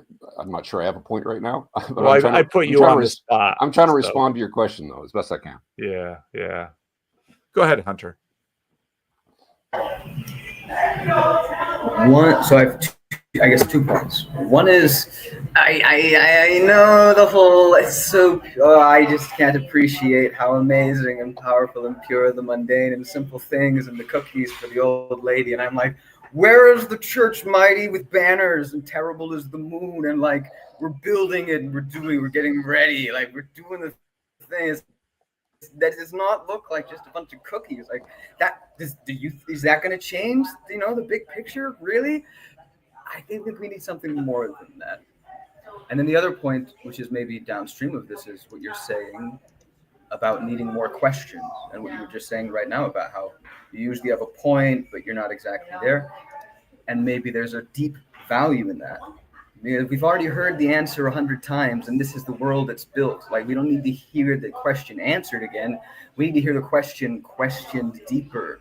I think this is what Jordan Peterson is doing. He's like, I am going to burn my respect to make the point to make a challenge. Nobody knows how to answer this question better than that. He just says that. And then a bunch of people stand up and say, well, no, we can do it. And it's like, can you? Like, do those answers really get it done? He's like, no. I'm going to infect everyone with the question. I'm going to refuse for like 10 years to answer it and force everybody to be like, why won't he answer it? Why can't I answer it? What would a better answer look like? And so, maybe this is very much an era where we need more questions, not answers. Yeah. I think so. Then you can ask the question, okay, what's with this dynamic with respect to questions and answers? And I think part of what we signal when we sit with questions is that we are signaling to each other the sense that together we sit in front of something greater than ourselves, greater than our ability to comprehend it. And that's part of what makes for holy moments. Okay, well, what about answers? Well, answers are really helpful when there's something that we feel needs to be resolved. And so in this dynamic between questions and answers, perhaps it's that we have a sense that I think there's a deep trust in sitting with questions. Because let's say I use the Bengal tiger as an illustration. If a Bengal tiger comes in the room, if I go and see a Bengal tiger in the zoo behind some, thick glass, I can ponder the tiger, and I can sit with questions as I consider the tiger, and I consider how the tiger moves, and I consider the glory of the tiger, this beautiful, majestic, awesome, incredible beast. Now, if the glass is removed, in some ways, the beast is even more majestic and glorious, because now, in a real sense, that beast can take my life. In that moment, however, I might deeply desire an answer in some form to save me. So I think there's a real interesting dynamic between question and answer. Answers are about resolution to a space holding that questions continue to hold and create. And so we to go back to the book of Ecclesiastes 3, there's a time for questions and a time for answers. But it's also the case that even questions and answers themselves aren't quite what we know them to be. There's a mystery to them that, but I think even the recognizing the power of questions, and in some ways recognizing that in many cases questions have more power than answers, is a recognition of the ineffable and the awesome and the terrible and the glorious and all of those things, and our own limitation. And I think, Luke has been prattling in the comments about the personal, and I think Luke has a point there in that we also have an intuitive sense that the personal is about the deepest level that we can reside on, and that there is a mystery of personhood that we probably can't fathom. So I want to throw a rhetorical question that is going to be personal, so no answer is needed, obviously. So we are people, about 8 billion of us, right? We all have our own mind. So the question, I think, is the question that I started with is, so in our own mind, in our own world, in our own hearts, in our own spirit, who, if there is such a who is the ultimate gatekeeper of our own of our narrative, right? Yeah. And that's the question. I don't want to give the answer. I just had the question because I'm still trying to figure it out. Yeah. How can it be anyone else than we ourselves that are the ultimate gatekeeper? I would think that the communities that you join, you're in a sense conscripting them to help you gatekeep. And in a lot of ways, joining communities, traditions, they do that work for you. So you don't have to do it on a personal level. They relieve a lot of the burden of gatekeeping from you. It's like, no, these are just community rules. You don't need to think about it anymore. Just follow. Sometimes that's a comfort. I actually loved your pitch last week, Alex.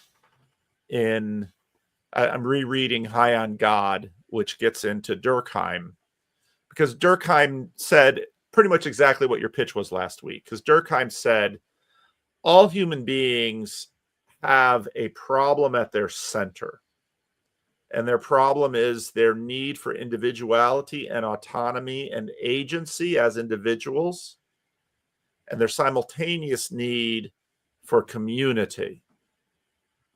And Durkheim says that this is the fountain of religion, because we somehow have to navigate this thing that we cannot resolve.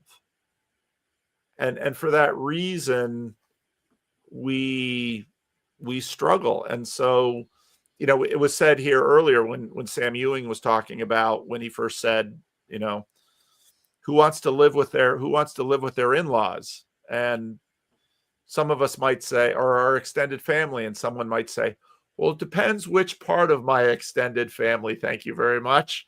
And a lot of what religion tries to do, and all communities have to do, is negotiate gets to the pluralism question that Nathan brought in. Negotiate something between the religion and the community, of course. And this scales because every single marriage is that negotiation, and it's broken down just into two people, which is often the seedbed of a bigger community if children come. But it's the me and the not me. And, as I've often mentioned, I've been married to my wife now for 37, 38 years. And in some ways, there's no other human being in this world that I know better. And yet every day when we meet after work, she remains a mystery. How can that be? And it's so much fun now that my kids are adults and there's enough self-transcendence in the family that I can get my kids to comment on us and who they see us to be, not only as individuals, but as a couple. And it's fascinating hearing their observations. They're seldom wrong. I can give you an answer on that, Paul. You've raised that question enough times. Somebody should answer it for you, put you out of your misery. The reason Please is give me an answer. She's a woman. What is a woman? See, I wonder if man and woman are an unanswerable question. If we ever answered the question, we'd stop having babies. Yep. Maybe that's why we're stopping. We answered what is a woman, and so the human race is going to grind to a halt. Did you want to say something, Noah? Yeah, I think one interesting thing that's been on my mind for this question and answer kind of question has been it seems like we first go for the complex answers and we try to find something that kind of fits the keyhole. We try to craft something that goes in and it doesn't seem to work. And then we find a simple answer that gets us 99% of the way there. And it works for the most part. And then we kind of reach like the end, and there's like this last 1% we don't know how to deal with. And then it's another complex answer that is formed out of that actually will solve the question. But it's that simple answer that's hard to get over. It's it's kind of the seed of it all. Well, and so many in our technological age, we major in resolution. Mm-hmm. But so many of our resolutions beget new questions. Yes. Again, part of the early Jordan Peterson thing was when he asked, what is a car? And it's like, isn't it obvious what a car is? Well, is a car a way to completely remanufacture a society in North America? Because there's an ineffability to so much. And I love what you just said. I remember one of my early conversations was with an engineer who wanted to talk about the asymptote, which is, okay, so you're getting towards something, but you never get there. Yeah. I have a vague feeling that there's you can like do mathy things here and say that if you imagine every number trying to self-propagate to infinity, the golden ratio is that which sort of says, like maybe like enough of this and we can do something else. And without that, everything would be like trying to rule in hell. But it's the thing that breaks the pattern and says we can stop asking this question. Close enough. Moving on. That's where the life gets in. Chad with a Carl Jung quote: if man and woman could get along, they wouldn't have to get married. And of course, Rod's great quote: I'd never marry a woman I couldn't divorce amicably. That's another going. Oh, yes. How the corner tends to come down on certain landing pads. All right. Are we ready to close the stream? Yeah, sorry, everybody. I think I extended it another 30 minutes. Just about Rod, when you're ready to land it. Rod. I welcome your extensions, Rod. I always welcome your extensions. You bring us to good 30 places. minutes of quality. That's right. You bring us to good places. You're kind. All right, everyone. I Go ahead, Mark. I jumped in because I thought the stream was ending, and someone in the comments asked me to sing a song at the end of it. Sing another song? What are you going to sing? People didn't like your Boomer song last time, so what did you got for us today? Slightly older than Boomer. Slightly older than Boomer. All right, let's hear it. Let's hear it, Mark. I'll tell you a little about it. So in 1642, a poet named Richard Lovelace put some pamphlet to Parliament, and they locked him up in prison. And while he was in prison, he wrote this poem.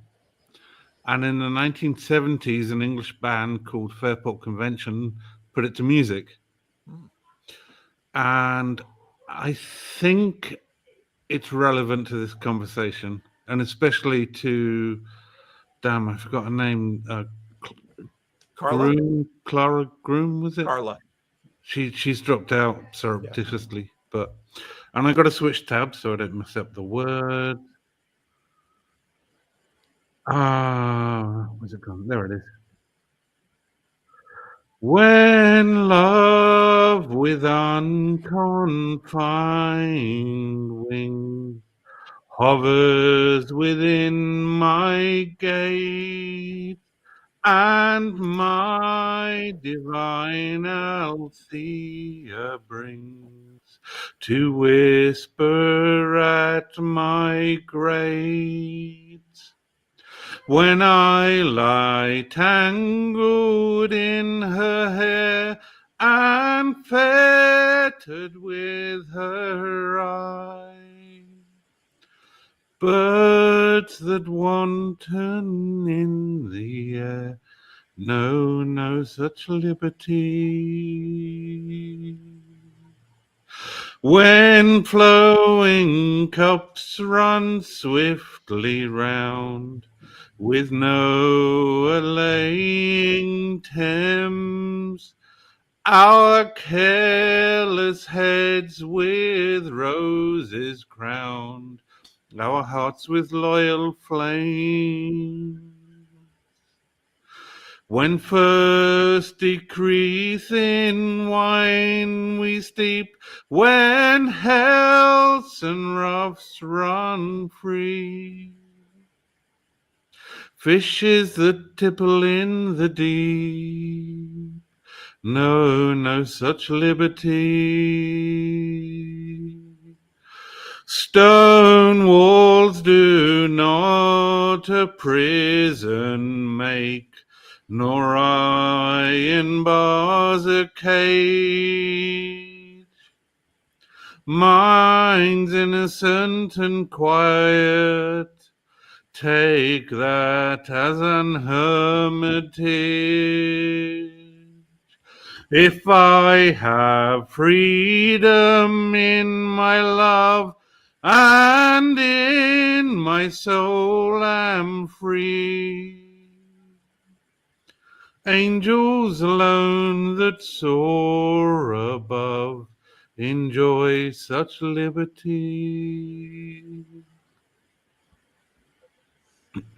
Thank you, Mark. You should put a link to the lyrics maybe in the chat, so we can find them. You'll have a few minutes with the branding. So, all right, because your English accent, I don't know. I can't. Tbilisi, is that where you're from? I'm English. I'm very English. I've got a mixed English accent because I had certain accents from where I'd lived in, but when I was I don't know, about 18, the idea popped into my head that if I could speak really clearly and succinctly, then I would be more understood. So I intentionally changed my accent such that people could understand me. And it turns out it worked out really well for people who have English as a second language. They find me very easy to understand, and living in Tbilisi, that's obviously a bit of a bonus. So, yeah, worked out well with this random decision as an 18-year-old. Wow. All right. So thank you all very much, and maybe a few Irishmen here and women.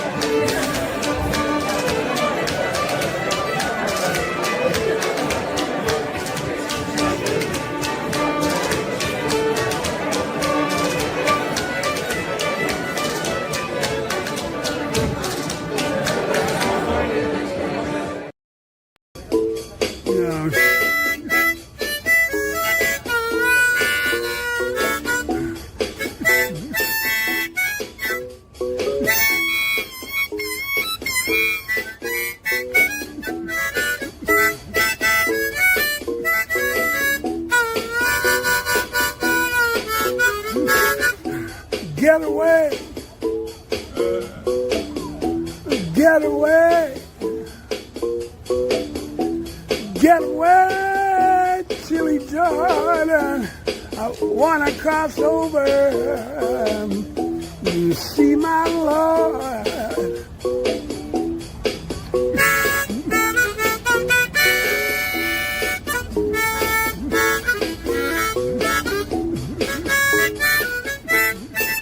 Yeah, get away. Get away. Get away. Oh, Chili Jordan, wanna cross over and see my Lord.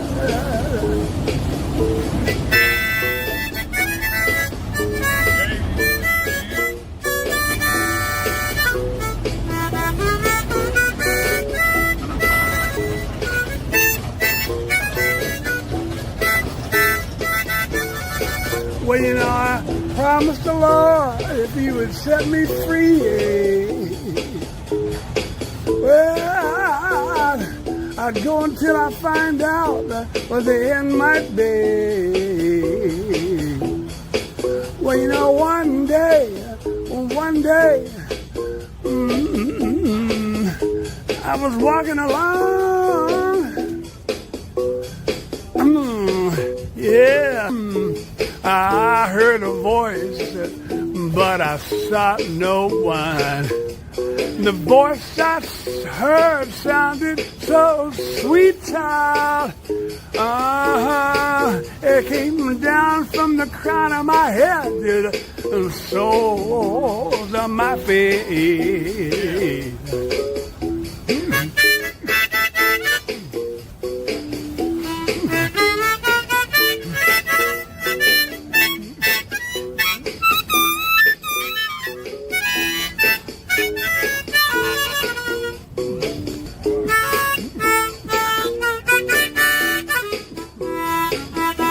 Well, get away. Get away. Get back, Chili Jack. Wanna cross over to see my Lord.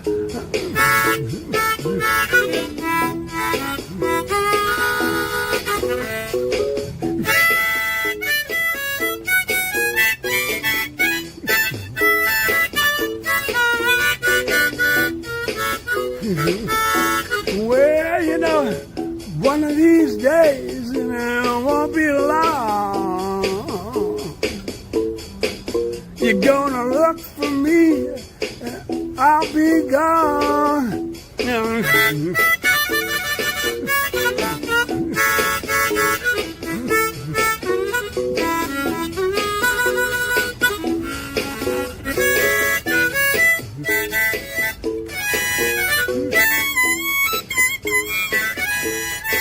Yeah, just a few more risings and setting of the sun. This old battle fought and a victory won. Well, you know, friends I used to love so dear, they gone on to glory and left me here.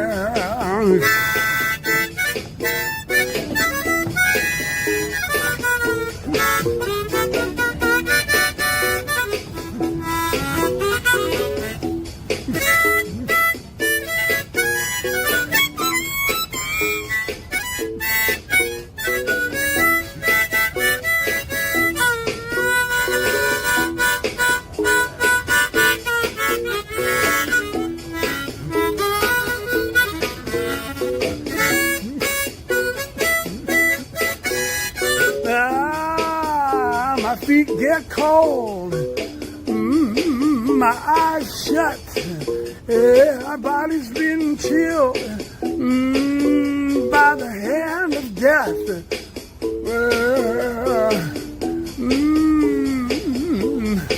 You know, tongue glued to the roof of my mouth, folded hands across my breast. You don't have to worry about the way I felt. Sunny man told me he'd be right there. Yeah, my buddy Wings love, carrying my soul to heavens up above.